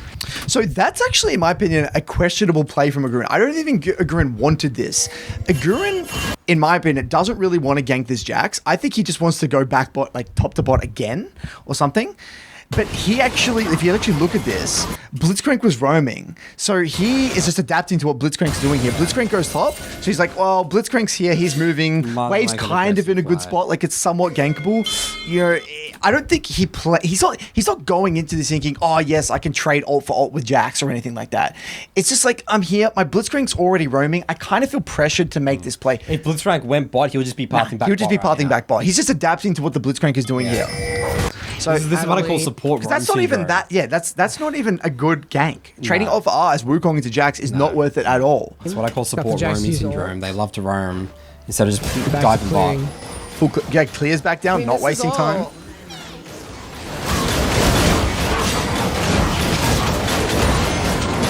So just to note, he's getting level 7 by 9 minutes. Yeah. By the way, level 7 by 9 minutes 30 Huge. seconds. Much more efficient. Lots more gold. No compensating, no crap. No. Beautiful fundamental League of Legends. Challenger players are consistent with this sort of stuff. It's Okay, actually the best this is a players. very important part. Look at the game right now. So he full clears the bot side, right? At this point, Blitzcrank's like dicking around mid. He can't make a play bot because Blitzcrank's making a play mid, right? Mid dies. Syndra dies. So at this point, you can't make a play bot. You've got no camps on bot side. You can't invade. So he's sort of thinking, okay, well, let's assess the map state, right? I'm either going to reset because there's absolutely nothing I can do, or maybe go back to topside camps, or... Ooh. Go all the way top. back to top with his ult up right away.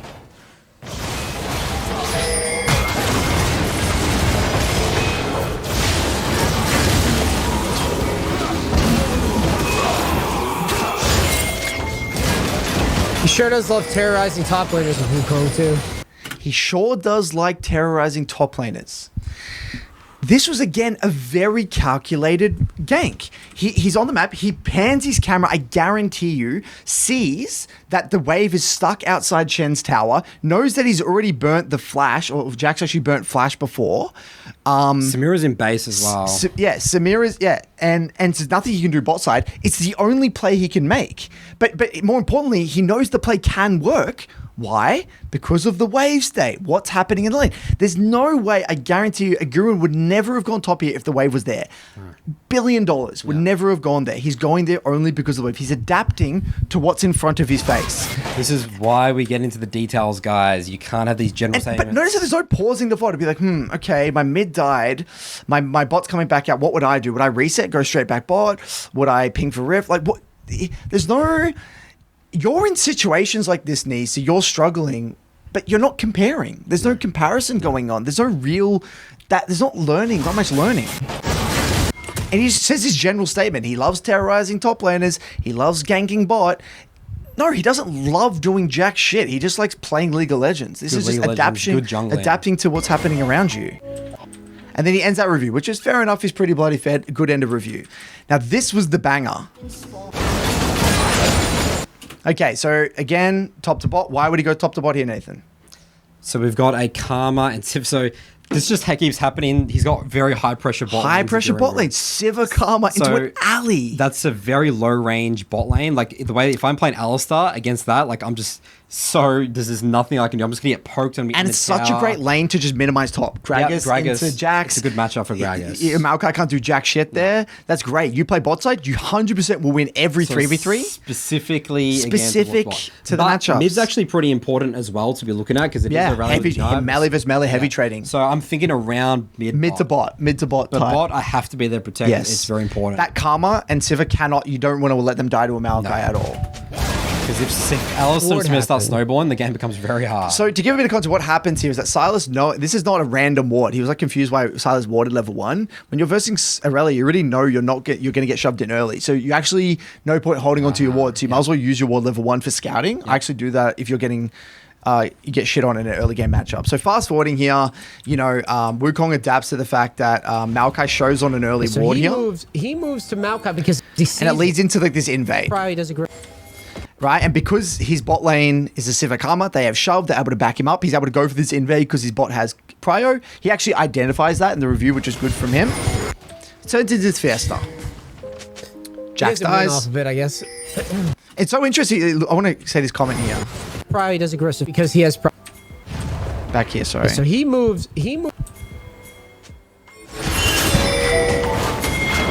And then he invades because he has he pretty much always looks like if he makes a play, he pretty much just looks bot. If he has prio, he does aggressive shit.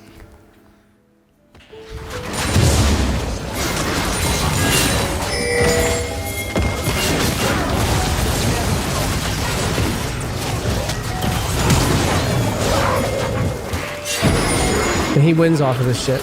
And he says he wins off this. He actually just says a statement. He just wins the game off this, apparently.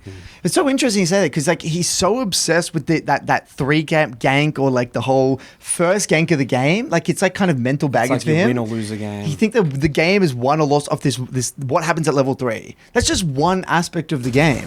And then he goes back on his statement later on when it doesn't go as well what he thought. He says, I guess he does. I guess he doesn't win or some shit. He says something like, yeah, back here. Where is it?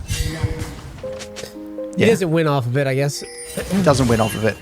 Okay, so Look at the stream chat, by the way. This Joshua in the chat saying, the better jungler is this one who psychopathically camps bot the most. And then he said, that's why he keeps brain off farming towards bot. It's just the meta. He's saying that Agurin has his brain off. It's just so disrespectful. this chat is so disrespectful. It's just Fuck completely me. disconnected That's like saying from like, the game. That's like saying, you know, like an F1 driver that you know they just got lucky. They always just do this one route. They take the same path every. They're just lucky. Yeah.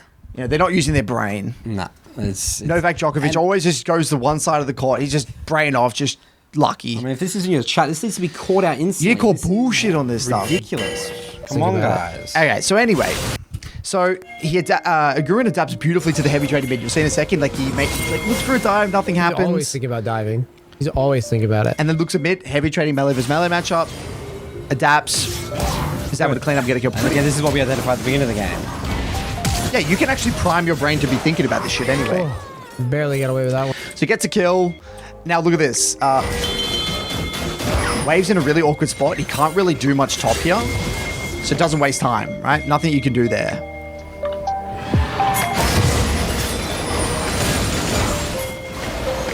Top dies. Now, again, look what Maokai's doing. Maokai's escorting the wave for Jax because Pushing Greg the has next died. wave. This is what Look we've at been talking about throughout this entire video. Good junglers help the laners escort the wave. And it's not about the current wave because a lot of people just leave right now. It's the next wave. That's what Neace missed a lot. We looked at Again, in his Maokai games. needs to help get that wave out because if he doesn't, Jax can't get that wave out. Gragas is going to set up a freeze. So, Wukong was able to invade the Gromp while Maokai was escorting out the wave, which is pretty straightforward. Now, look at this at the same time. I really want to point this out. Bot. Very smart move. Given the situation there, top losing, you wouldn't think he'd...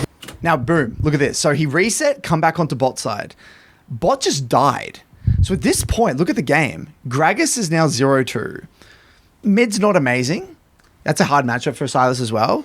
And then bot just died, which I thought was actually going to be the main win con, right? To invade there, but you can if you have waves. This game becomes really hard. This game's really hard. It's a hard game. Jax is low. Initial game plan. This is like I'd be really curious about this game. Just kidding. Because he wins it. Agurin wins this game. How does he win this game? Destroyed here.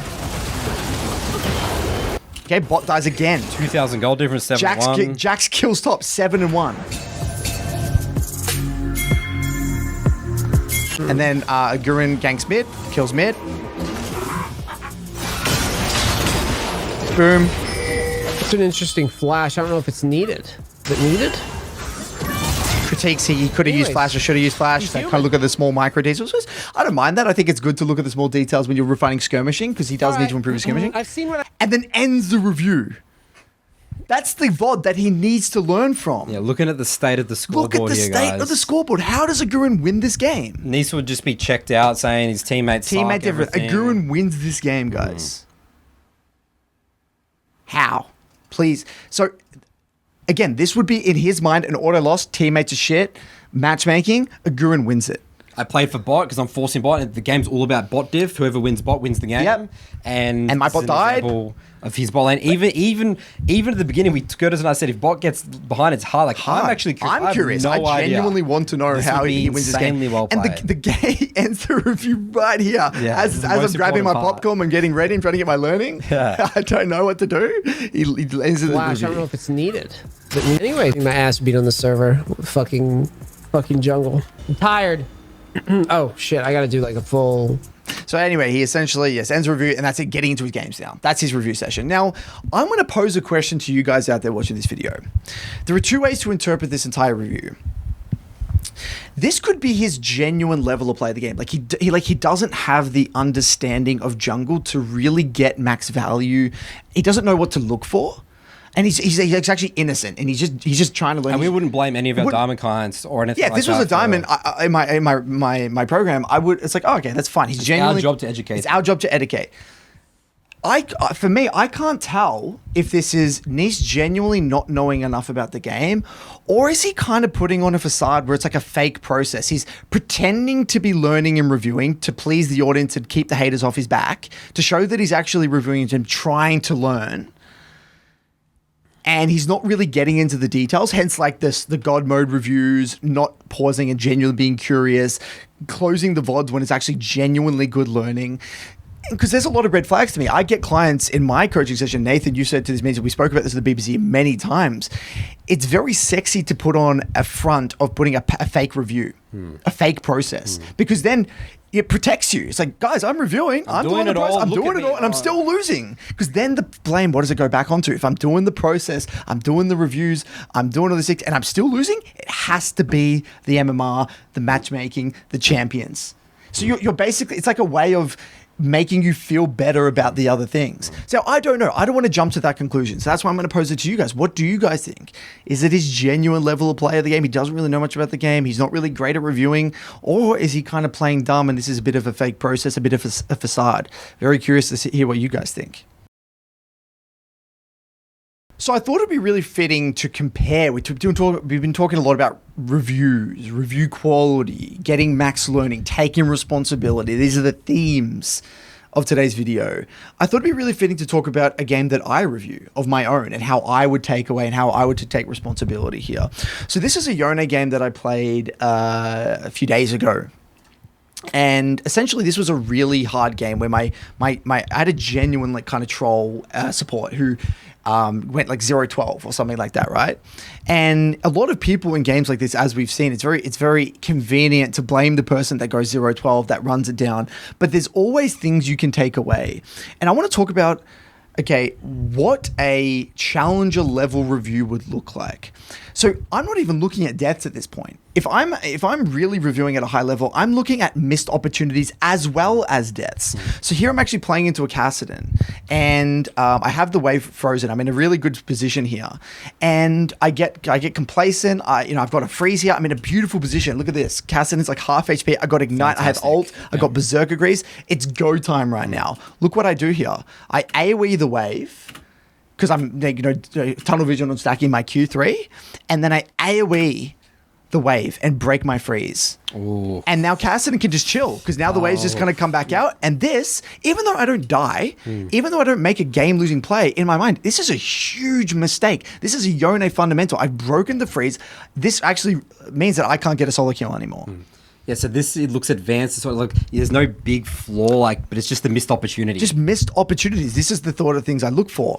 The second thing, this is another great example here. All right, I love this one. So the game's really hard. If I can find the scoreboard, look at this. Look at the scoreboard. So classic, top doing well.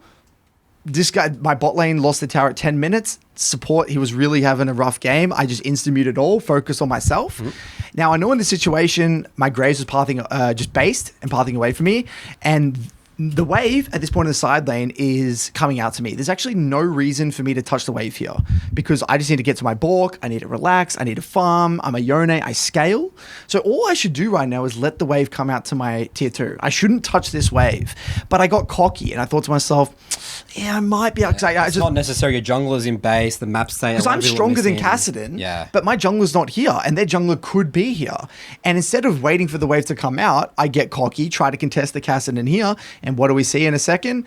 Their jungler comes round the corner, and I have to play really well mechanically to get out of this skirmish. And even though I survive here, this is still this is actually an end of review mistake, because I burnt my ult and I burnt my flash. And now Kassadin has all They have pressure. I can't even catch the wave at tier 2. I have to base because they can dive me. That's a terrible play. I need to be playing in accordance to my jungler. Even if I don't die here, it's still it's still a terrible, terrible play. And again, this is not a death. This is just me getting chunked, having to burn my ult and my flash defensively. That's the standards that you must have. This has nothing to do with my 0-5 MF. No. This has nothing to do with my team. It's purely me. What's in your control? And then the last mistake here, we actually turned back the game. It might be able to find... See the scoreboard. Look at the scoreboard here. Again, I could conveniently blame the MF this game. Look at the bot lane. I could blame them. But I know that, you know, like we said before, most games you're going to have a strong top laner and a weak, like one side's going to be good, one side's not really going to be good. This game was on me at this point. We brought the game back. I'm at my 2 items. I'm killing it. And then at this point here, I go to the side lane. I try to make a play onto the Alawi. I thought I was strong enough to just basically stat check. I E straight into his E. I die. Even though my team are winning the fight, give a 500 gold shutdown to Alawi. End of review. That's it. There was 3 pivotal moments in this game. 1 major death, 2 major other, 1 missed opportunity, 1 blowing flash and ult defensively.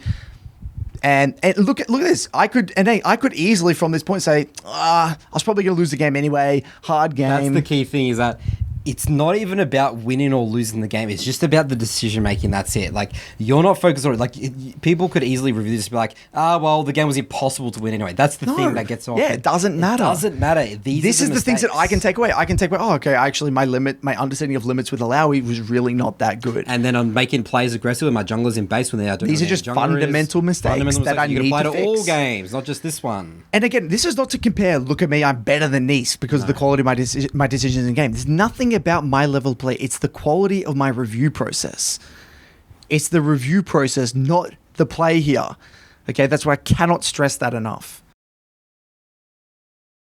So Nathan stumbled across a response. Someone asked him in his chat about the Broken by Concept podcast, and this is what he said in response to the Broken by Concept podcast.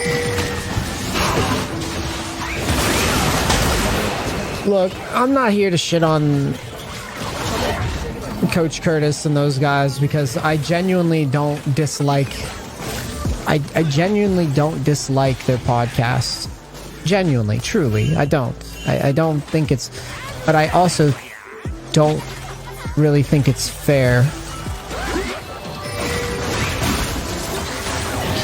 for people that play on a region that's really, really, really, really, really, like, if I'm getting this credential attack all the time, right? I don't think it's fair for 2 people who are playing in the worst region, literally in the worst region, to get the champion around this whole fucking challenger thing and not get the same level of flack that I got.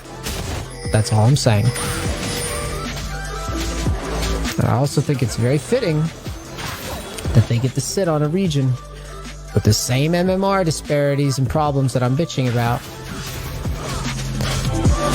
Having the lowest population of all the servers, like, it's real convenient to sit and pretend that their experience is irrelevant to mine or anybody else's in League, because most OS players, I think most OS players would agree, the server is pretty garbage. As in, statistically, like, has to be garbage. It's a very low population server. I'm scared, mommy. So that's basically it, right? So one of the main criticisms Neace has of us is that because we're from OS, we don't really know what we're talking about, right? And, you know, we can sit here, you know, in circle jerk and be like, OS really isn't as bad as you think it is.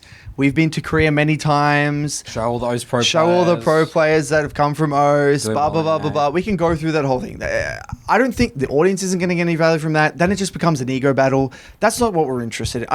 This video isn't about me. It's not about Nathan. It's not about you. It's not about how good we are, how good you are. It's not about that.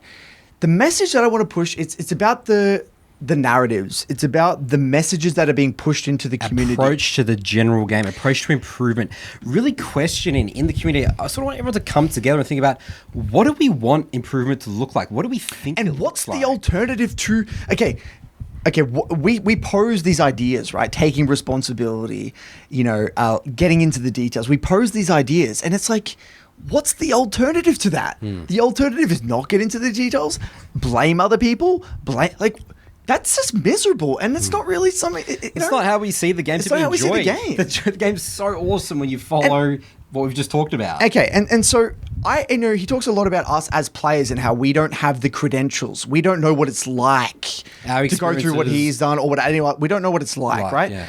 And okay, again, I don't want to get into that. What I want to get into is that our credentials and what we talk about, the process and all these review quality, I don't want it to come from us as players. I want it to come from us as coaches, because our coaching clients are from all around the world and the results speak for themselves.